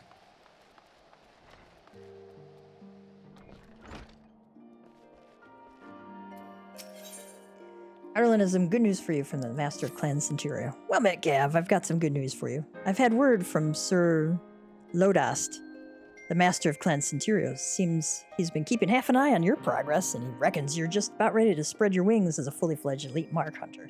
Sir Lodast was born into a noble family, but he left all that behind to head out hunting, tracking down the fiercest foes and destroying them for the good of the realm. Folk call him the original hunter-scholar. Being recognized by a feller like that ain't nothing to be sniffed at. Don't be letting it get to your head, though. These elite marks are on a whole nother level to aught you've hunted before, and charging in willy-nilly is a sure way to meet your maker. We give them ranks based on how deadly they are, just like the grand companies do.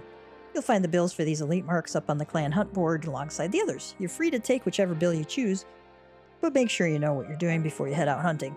Every one of these beasts is a nightmare incarnate.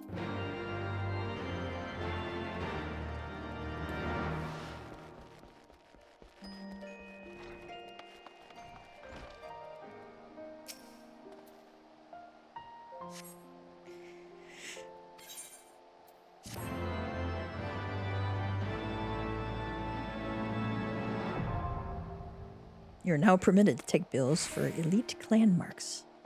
Defeat rank S, rank A, and some rank B elite marks. You'll be rewarded with Centurio seals. These can be exchanged for exclusive items. Okay, I can reach Turning Mist, so that's good. I didn't want to take one where I can't.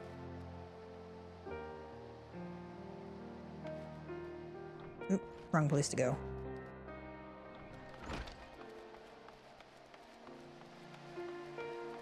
Let's see my buddy, Sir Emmerich.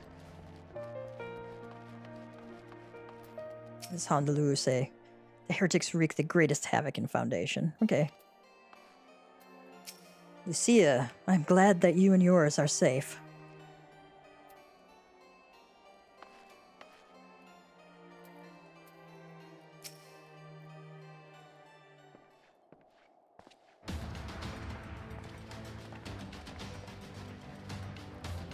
Ah, you are returned. Alfino says, Sir Emmerich, I am pleased to see that your recovery proceeds apace. May I introduce Y'shtola, a fellow scion of the Seventh Dawn and Archon of Sharlayan.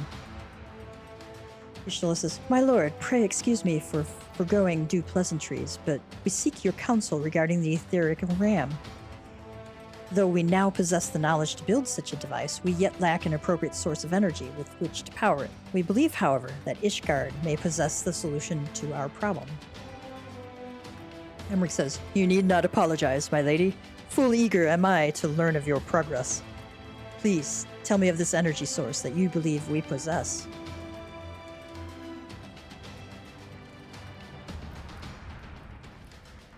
Are you certain that the eye can lend its power to Master Matoya's etheric converter? Alfino says, At Estinian's command, yes.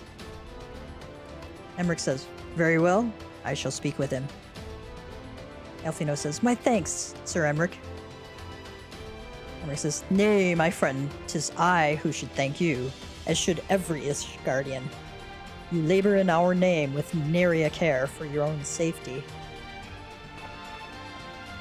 Alfino says, Let us next speak with Cid. He will doubtless be eager to begin work on the etheric ram.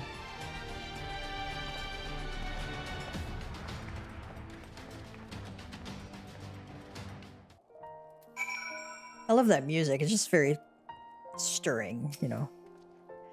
I shall personally relay your proposal to Estinian.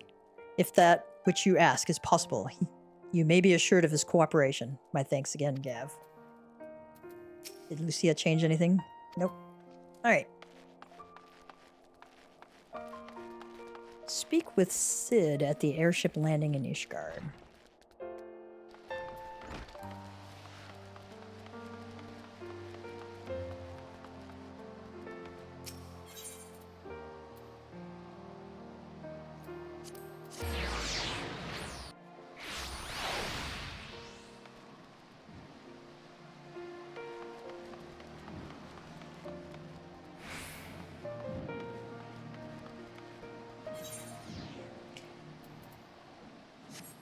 Keep thinking that he's over by the manufactory.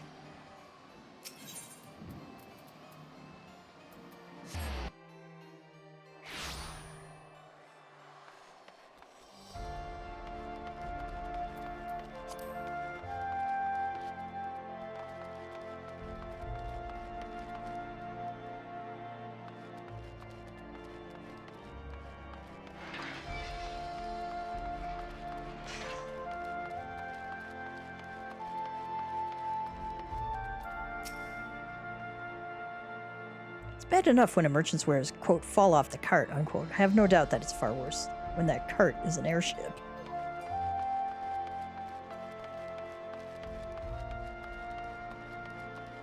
Notre Champ. Most folk know Master Garland as a genius inventor. It's only when you come to work for him that you realize he's a goddamn tyrant taskmaster. Just, don't tell him I said that, alright? Which says, a bit of sleep deprivation won't kill me, I suppose, but if it does, well, then I'll have all the sleep I want, and joke will be on Biggs. Biggs, what do you think? Looks like a different ship, doesn't she?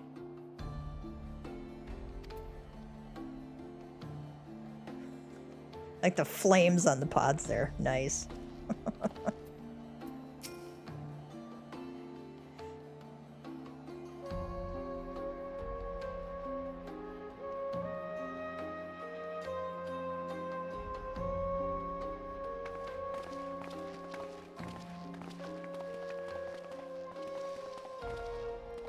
Sid says, "Ah, you're back. The preliminary work on the Enterprise is more or less finished.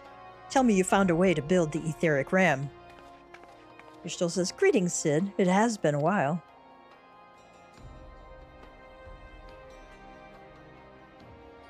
This tome contains the fruit.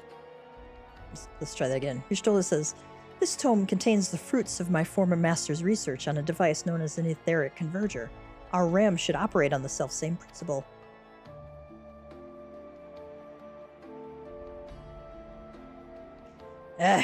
Where are my manners?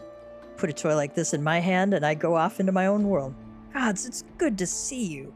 And bearing a gift besides, a very distracting one if I might add. If I didn't know better, I'd think it was my name day.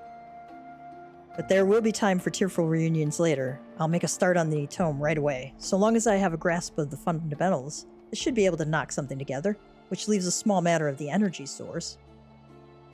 Elfino says, "We believe we have found a solution to that problem as well."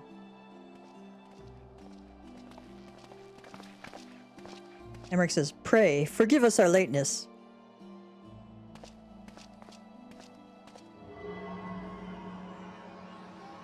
Justinian says, "The power of the eye is not to be drawn upon lightly, but I believe we have sufficient cause to do so." Yashtil said, "So, this is the fabled eye. By the 12, it seethes. 'Tis a wonder such power can be contained, much less controlled." Sid, "Boys, our friends have kindly provided all the ingredients. Let's see if we can't make something out of them." Big says, "You heard the chief. We're not resting till the etheric ram is operational. Not one wink of sleep."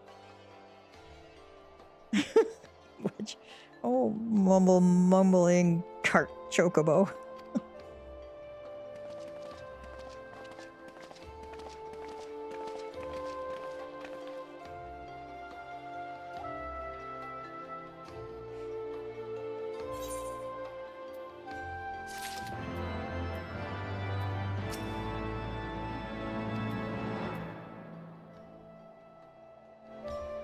What do Emmerich and Stinian and Yashtil say?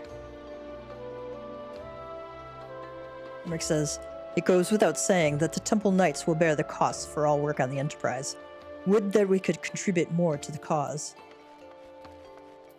Stinian, "As your wings to bear us to the final battle, I must admit there is poetry to it." Stola says, "I know naught of the Archbishop and his knights save that which you have told me, but if they truly possess the power of primals and the secrets of Let's try that again. Ishtola says, "I know naught of the Archbishop and his knights save that which you have told me, but if they truly possess the power of primals and the secrets of Aziz's law, they are dangerous foes indeed. We must spare no preparation."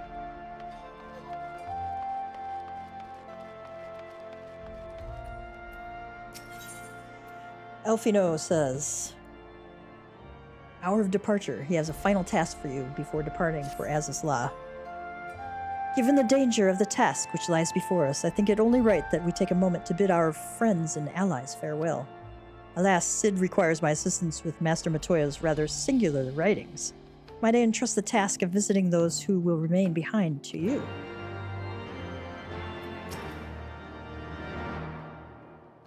Before we depart for Aziz's law, it is only meet that we bid farewell to those who will remain behind. I should be obliged if you would attend to this while I assist Sid.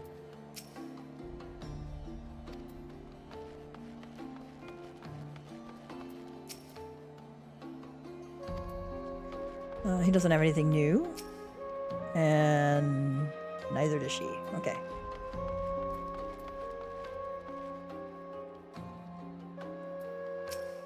Emmerich says, "So, the hour is nigh. Would that I could join you in the coming battle, but with my wounds I fear I would only be a burden to you. In consorting with the Asians and availing himself of primal powers, my father made himself an enemy of all that is good and right in the world. Do whatever you must to end his madness. May the Fury watch over you." Do whatever you must to end my father's madness. May the Fury watch over you. All right.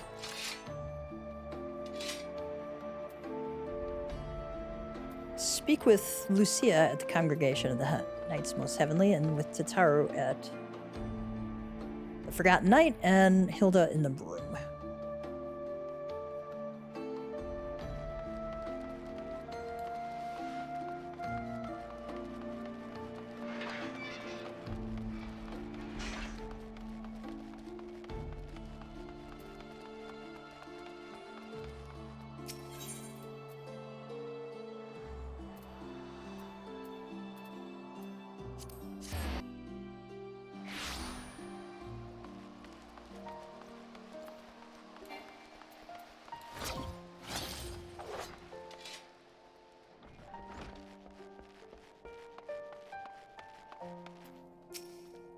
Lucia says, "This is it then. Go well, my friend. I will pray to the Fury for your preservation." Mayhap you think it strange that a daughter of Garlemald should pray? I do not blame you. I used to think it passing strange myself. But that all changed when I discovered something dearer to me than mine own life. Thereafter, praying seemed the most natural thing in the world. Prayers are born of heartfelt faith. In manipulating the people's beliefs for his own twisted ends, the Archbishop makes a mockery of their very existence. It cannot be borne. Let's see, does she have anything else? Go well, my friend. May the Fury bless you and keep you. Aww.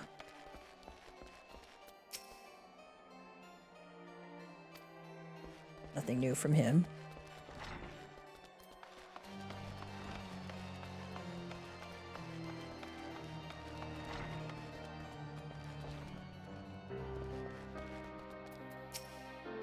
She's got a new outfit on, looks like.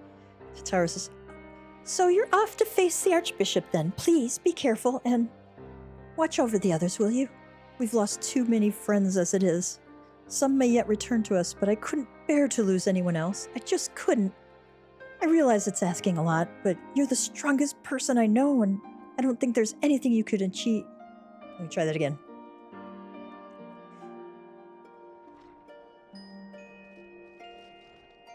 I realize it's asking a lot, but you're the strongest person I know, and I don't think there's anything you can't achieve if you put your mind to it. So please, whatever else happens, keep everyone safe.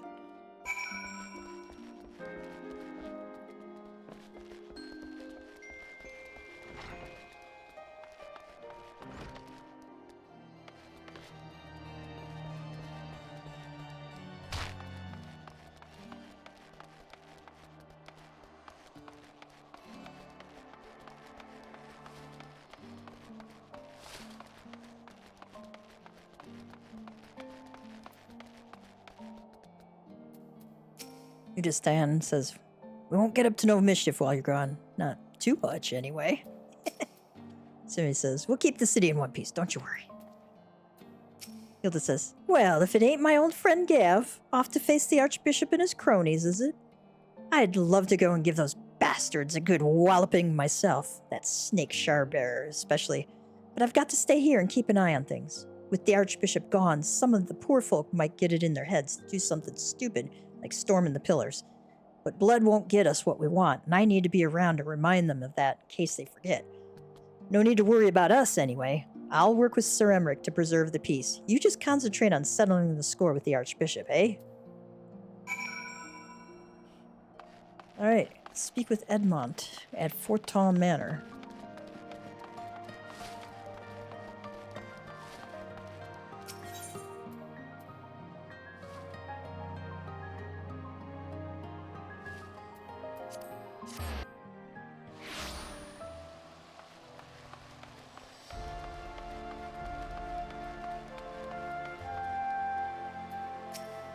Welcome, Master Tia. Shall I show you inside the manor? Yes, please.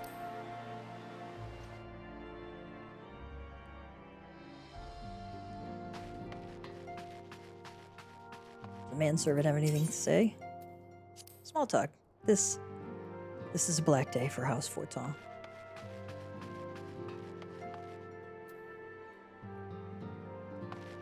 That's a nice touch that they turn towards you and look toward you. It's kind of cool. Pray be careful out there, Master Tia. Master Tia, how good of you to pay me a visit.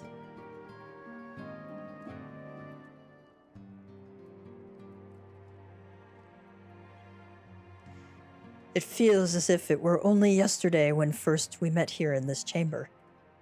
You came to us a fugitive seeking asylum, and now you bear the hopes of our nation upon your shoulders.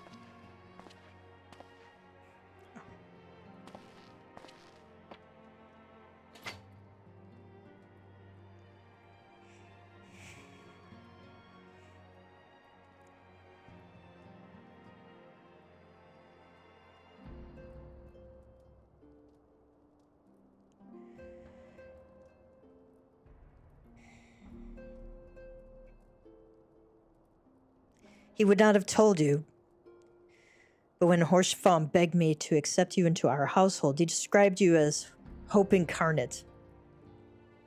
At the time, I assumed that he was waxing lyrical, as was his wont, but I have come to see that he simply spoke the truth.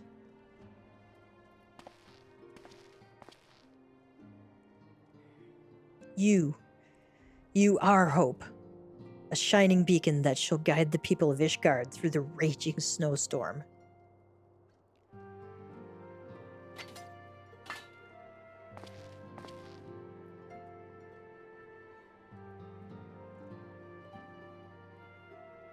A memento.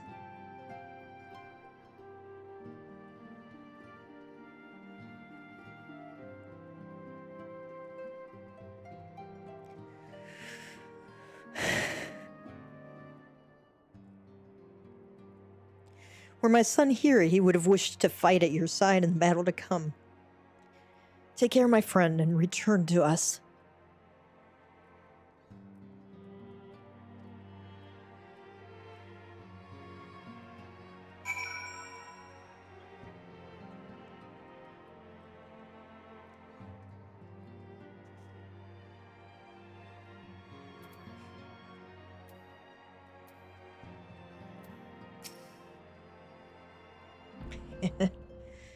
When Horshfawn asked me to accept you into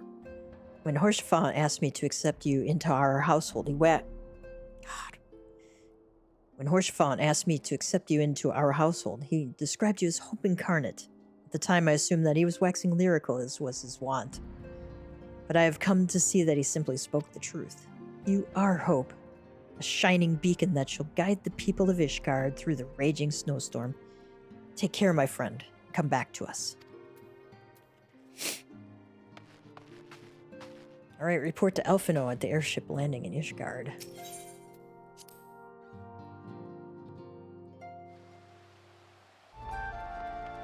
They have something new to say now? Nope.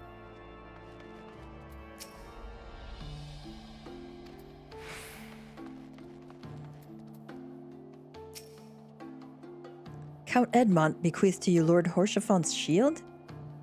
A noble gesture. We bear the hopes and dreams of full many souls. Let their faith in us be a source of strength and courage as we face our remaining trials.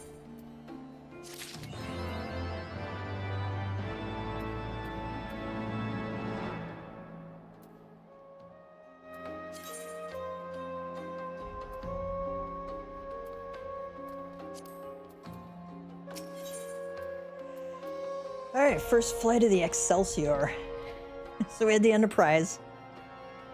And now we have the Excelsior from Star Trek. The game will soon be afoot. Somebody likes Sherlock, too.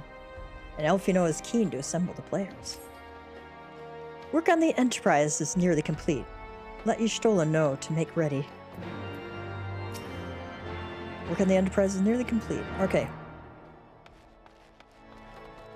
And on that note, we are going to leave it here for tonight. Because we've got more excitement ahead of us. And Mama Cat Gamer has to, sadly, work in the morning. Well, not sadly. I really enjoy my work. Very much enjoy my work. I'm lucky to have a job that I truly enjoy, a career that I enjoy. my advice to you, if you're looking at career, is to find something you love doing and do that. Okay. Don't be miserable in your work. Find something you love and do it. All right. Let's get our cat joke for the session. All right. Here's our cat joke for today. Why did the cat complain all the time? He heard that cats have wine lives. Yeah, wine lives. Okay. All right, and on that note, cats and kittens, if you can like, subscribe, hit the notification bell, you know what to do and when to do it. Mama Cat Gamer is signing out for the night. Have a great one, cats and kittens. We'll see you soon.